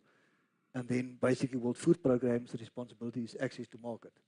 And that closed the whole system. That's why the investor could invest, because there was a secure offtake of the product. But I think any investor, what I learned again, they talk about the 3 M's. So the first is the market. So that box was ticked with the World Food Programme.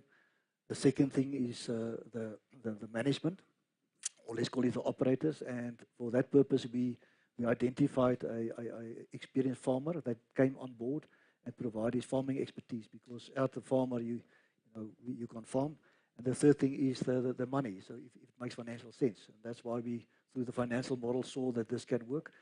And again, it's a pilot that we want to scale up now to create a whole value chain. So there was 6.8 hectares of butternuts, pumpkins, and now also starting with cabbage. And so far, so good, touch wood. we started late, but it seems to be running so good. And the idea is also to scale this up in Namibia on the correctional services land, 70 hectares in Marienthal, and possibly other sites in Namibia. Perfect, perfect. A great opportunity to also upscale the inmates in agriculture in a sense also. I invite any questions from the crowd who would like to ask a question to the panelists, preferably 3 questions. Anyone?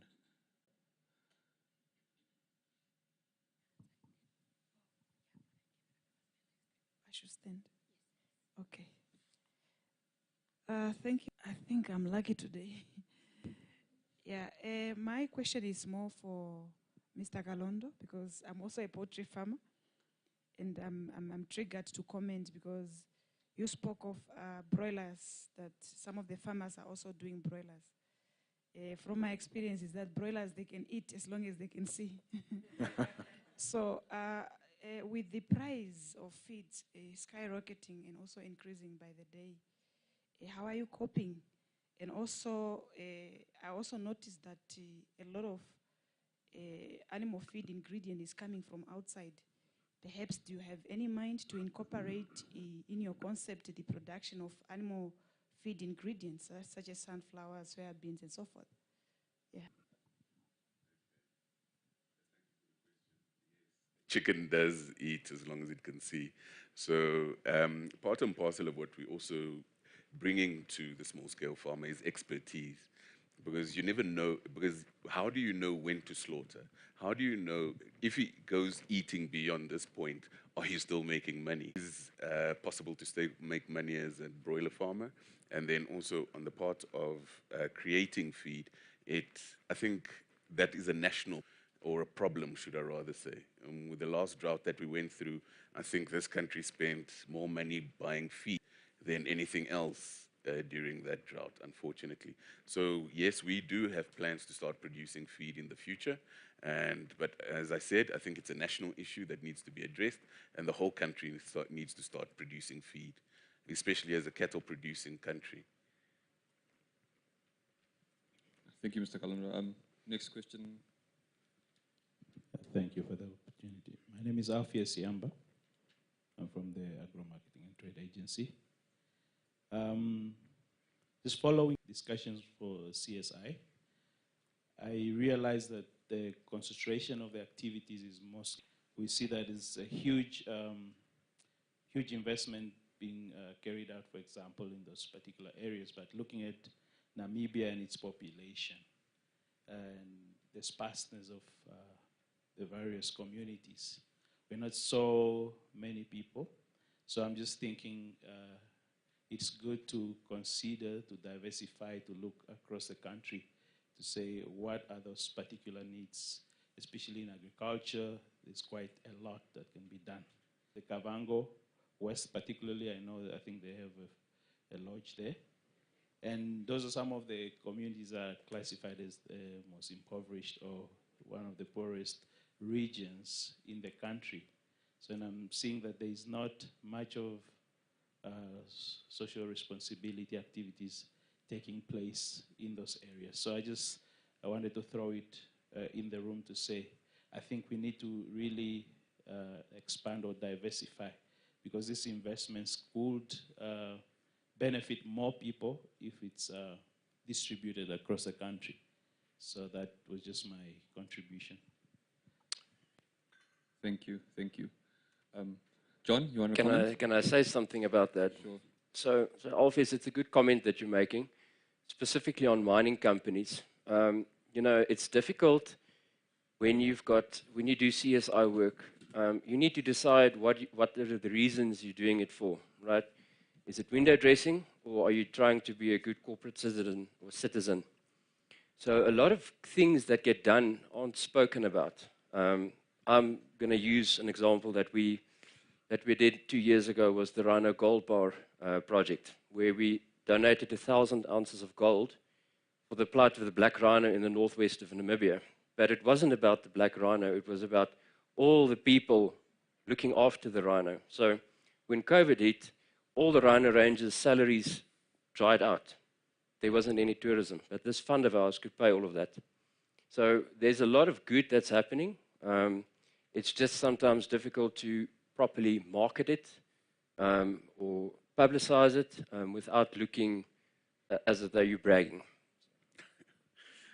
So basically, in a sense, we are doing something. We Absolutely. just don't brag about it. Yeah.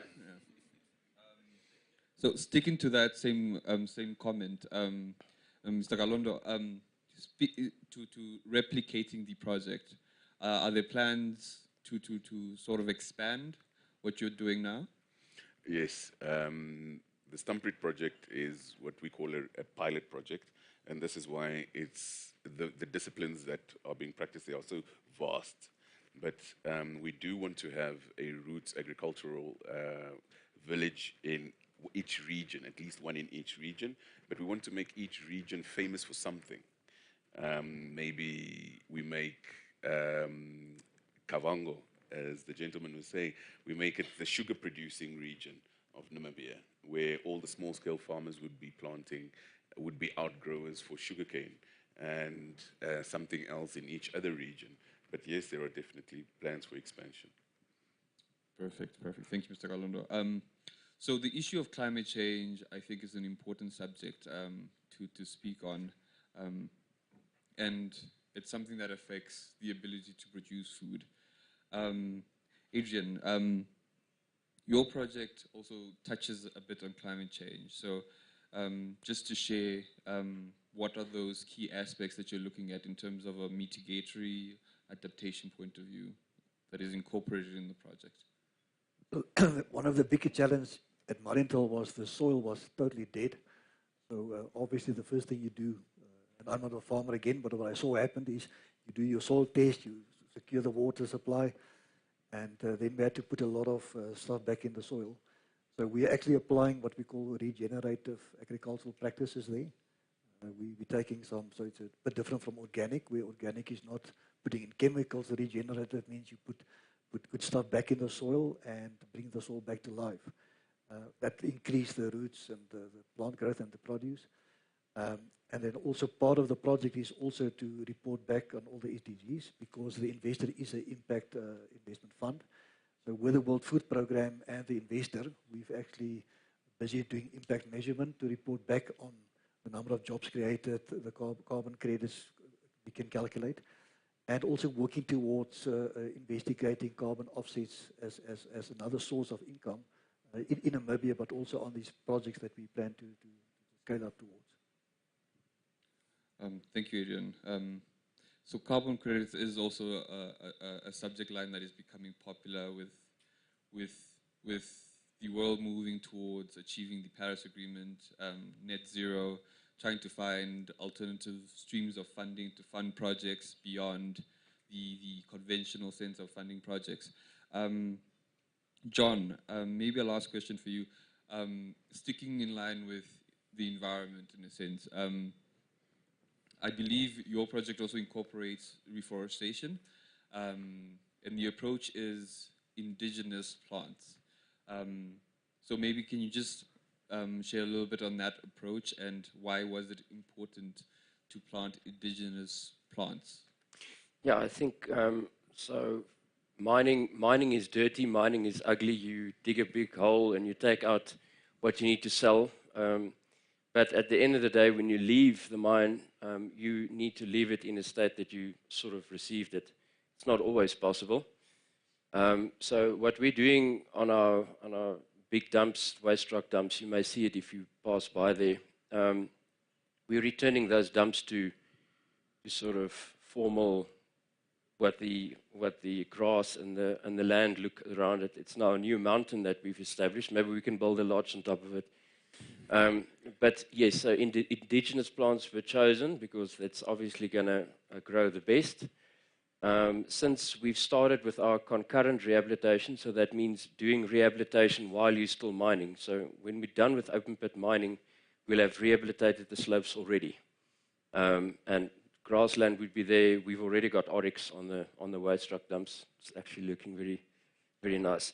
So we've planted about 4,000 indigenous trees already on the waste rock dumps. Did reseeding of grass, different cultivars, of course. Yeah, it's all about returning the land to its former state before we started mining there. Brilliant. I think that's something to be replicated amongst all the mining companies. It's a great approach, and it's also fast-tracked in a sense that when you leave as a mine or closes, you don't have all that work to do to restore the land. Mr. Kalondo, final question. What is the Roots Project doing to sort of motivate youngsters like myself to sort of get into agriculture in a sense? Okay. I'm surprised you call yourself a youngster, but what we have done is we, in partnership with the WFP, we have a project at Roots at the state school there, the primary school, and it's part and parcel of the project is to make children aware that agriculture, sorry to say this, but as black people in the rural area, it's not just about a struggle. We want to make them aware from a very young age that when you do go home to the rural areas and you see what is happening agriculturally in your rural area, that is not agriculture. So we want to show them what is agriculture, make them fall in love with agriculture from a very young age, and then hopefully we can get a few farmers out of that. And then for your kind of youngster, we have the smallholder farmer, where, as I had said earlier, everybody in Namibia seems to want to be a farmer. And this is why some of our production is so low, because we've got so many weekend farmers. And a weekend farmer is not a farmer. I'm very sorry. So what we do is we make you a weekend farmer in a private school farming kind of scenario, where we assist you with the farming, because it's a small scale farming operation. We are able to farm for you, where you come over weekends or public holiday. We go through the books. What money have we spent? What money have we spent? What money have we received? And you can have a braai and go back to your job on Monday. Thank you, Mr. Kalondo. That's something actually I should look into. Yeah. It will make sense for me, definitely. So just to close off and summarize, thank you. So I'd like to believe that, as with many national global goals, small contributions ultimately contribute to the bigger goal. And we've seen with our panelists, they're doing things in that space, contributing to adding to food security, contributing to the nation. And I believe collective efforts such as these are commendable, and working together is something also we should strive for, based on the outcomes that can be achieved and based on the various strengths that each partner can bring to a project. With that said, I would like to thank my panelists and the Capricorn Foundation, WFP, for creating such a platform. I thank you.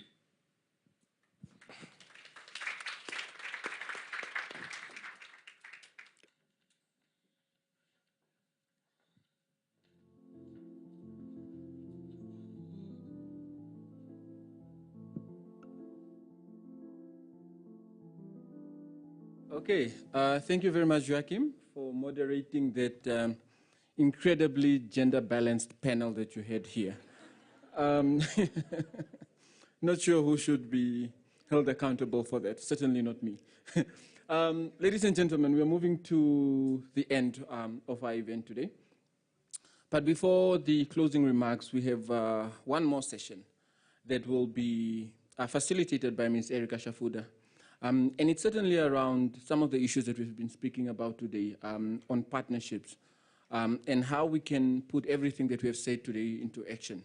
We are hoping that as we leave from here, we would have forged the meaningful partnerships that we need. We would have had conversations with the people that we need to have conversations with. We would have exchanged business cards with the people that we need to exchange business cards with, in order to take not only these conversations forward, but to ensure that these conversations translate into action on the ground. So without further ado, ladies and gentlemen, let us once again put our hands together for Ms. Erika Shafuda.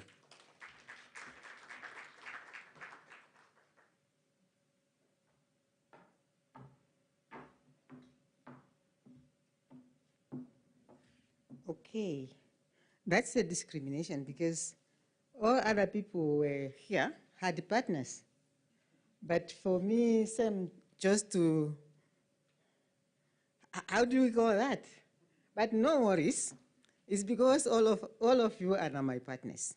So the next session, which is the easiest one, is really just for us to reflect on all the presentations and discussions that we have had this morning and part of the afternoon.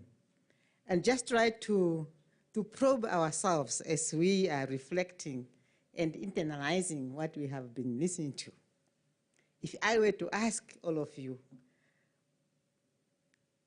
transformation or transformative food systems, and we have heard from all those ones who are passionate about the concept of food systems, that it is a value chain with a lot of components, from production to processing to value addition, all these issues of marketing, all those issues of aggregation through to consumption and so forth.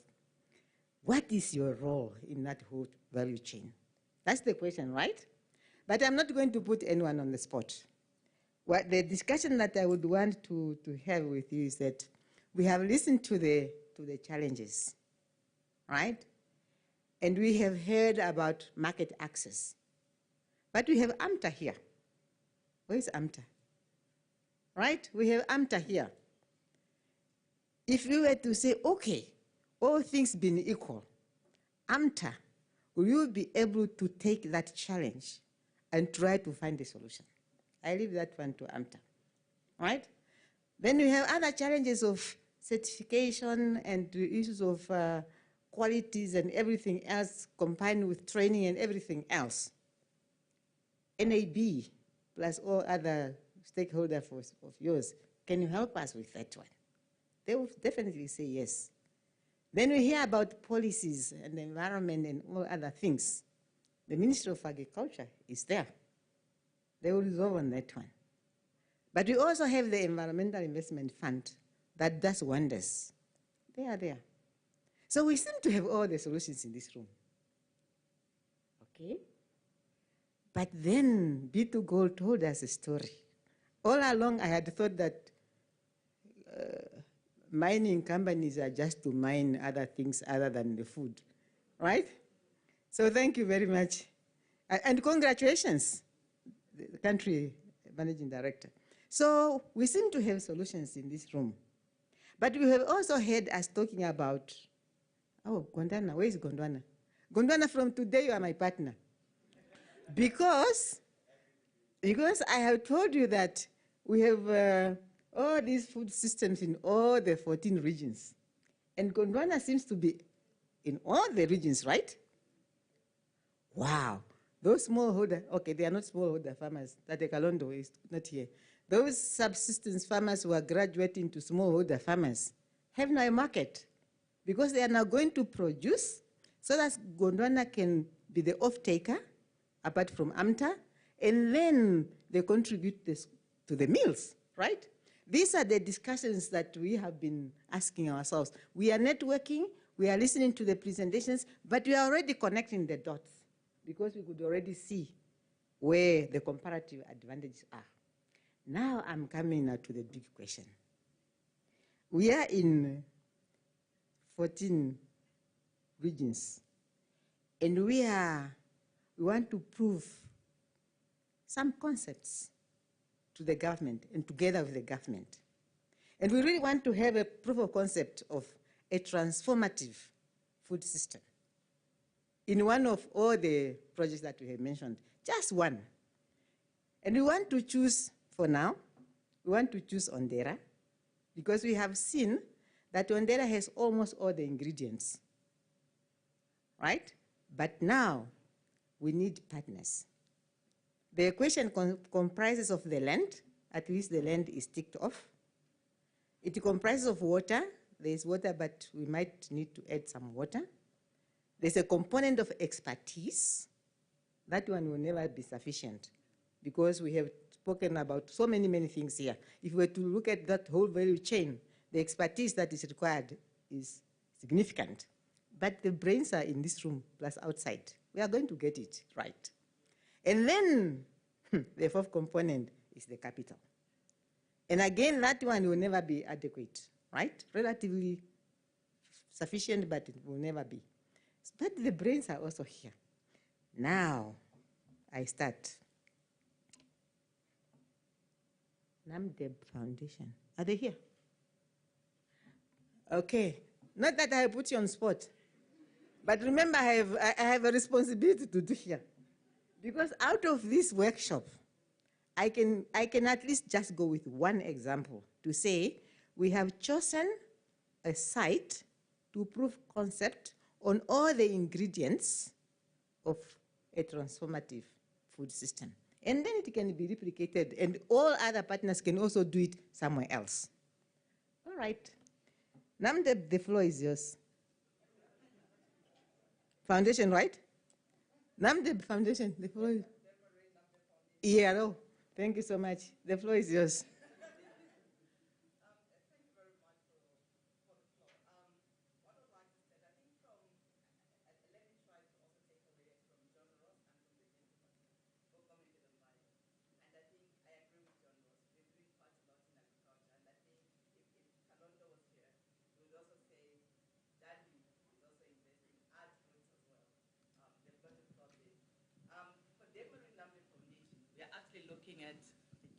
We're actually looking at alternative livelihoods. And when we talk about alternative livelihoods, these are livelihoods outside mining. So we are aggressively looking for opportunities. As we had engaged with you, Ms. Shafuda, with your team early this year, we will definitely get back to you. It's something that is high on our agenda. And yes, like I indicated, aggressively so, we'll definitely try to identify an area where we can really partner. And I think we've spoken to Capricorn Foundation as well. So those are the opportunities. And through this networking, we are identifying certain areas where we think there are rooms for opportunities so that we can scale up some of these projects without even having to say, this is a Dave Marine Namdeb Foundation project. Thank you. Thank you so much. Now I could see that all the faces were like saying, who will be next? No, I'll not go to that one. Yeah, because I know that this was just an appetizer.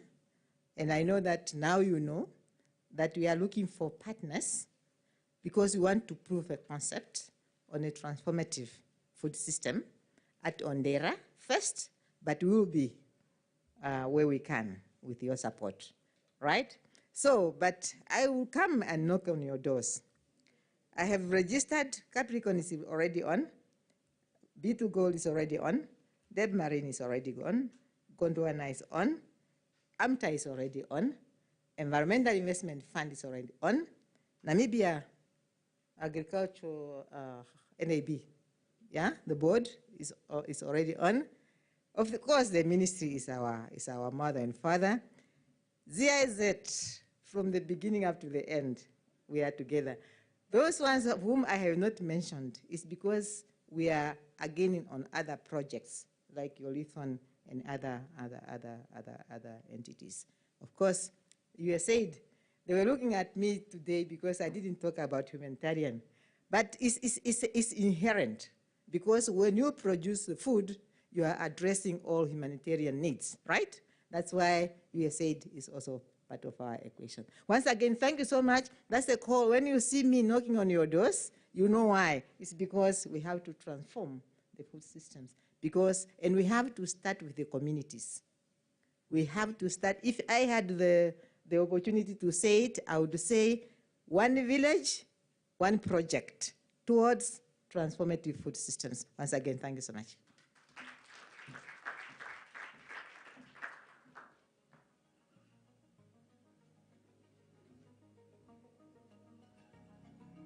Thank you, Ms. Erica Shafuda. Please do not sit for long because I'll call you up once again. Ladies and gentlemen, as made mention earlier, we are coming to the end of our program. And of course, to close it off in style, I would like to call together this time the conveners of this workshop, Marlies Hon from the Capricorn Foundation and the Capricorn Group, and of course Erika Shafuda from the World Food Programme, to come and close off this workshop. Thank you.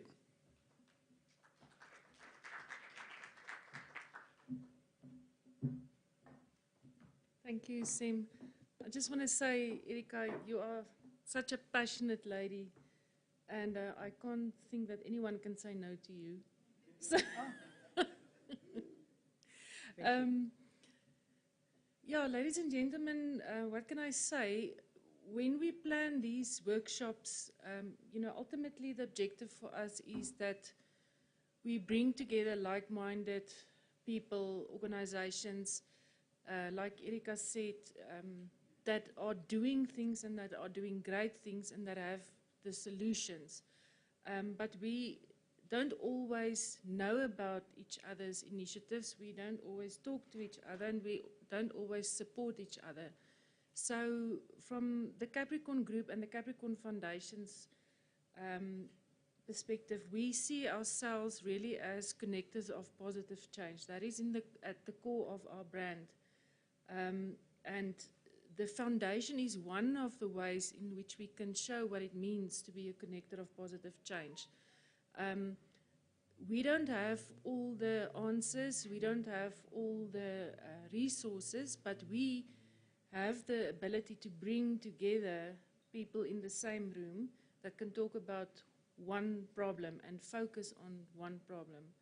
And so that is how we measure the success of an engagement like this is, you know, did we achieve that objective? And I do think that, you know, we have created new relationships. I saw a number of business cards being handed out, and the conversation shouldn't end here and today. It should continue, and we should use that one project, that farm, and see how we can develop the transformative food system there and scale it to the rest of the country. So the example that Sem had of the starfish, I think that I will take away from this session, because we won't be able to make an impact immediately on all the 800,000 people that are stressed on a daily basis about their food source. But we can make a difference to one or two of them if we, as individuals, just have that mindset of helping where we can and how we can. So yeah, from my side, thank you very much, Erika and Sem, also my team, Very, who has been planning and putting together the program, and to all the panelists and the speakers, contributors. We thank you for your time and for sharing your knowledge and experiences. Thank you very much. Well, thank you so much, Marlies. Mine will be very short because I really just want to take this opportunity on behalf of Capricorn, Marlies here, and the World Food Programme, really to extend our appreciation to all of you. Because we know that you took off the whole morning and part of the afternoon to come to this workshop. Not because you do not have major tasks back at your offices, but because of the contribution that you wanted to make and you have made it. Really, once again, thank you so much. In a collective manner, let us put our hands together and say thank you. Thank you so much. And we see you again when you come and report progress on how we have transformed food system. Thank you so much. And with that, now you come back.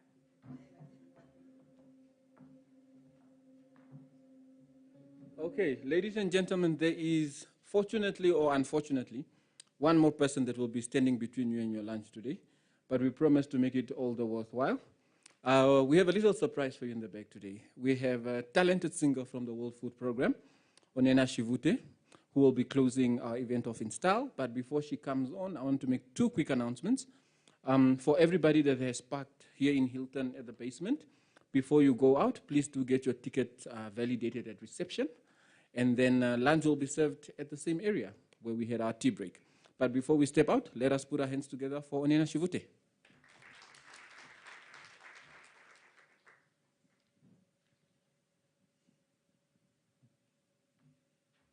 very good afternoon to you all.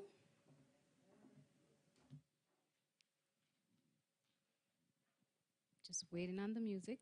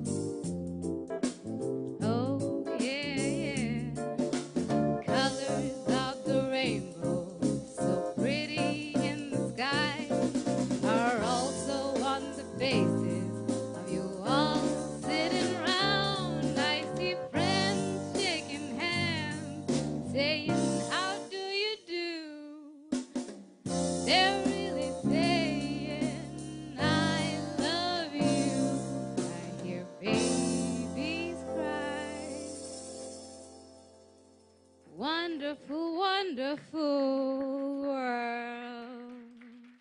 Thank you.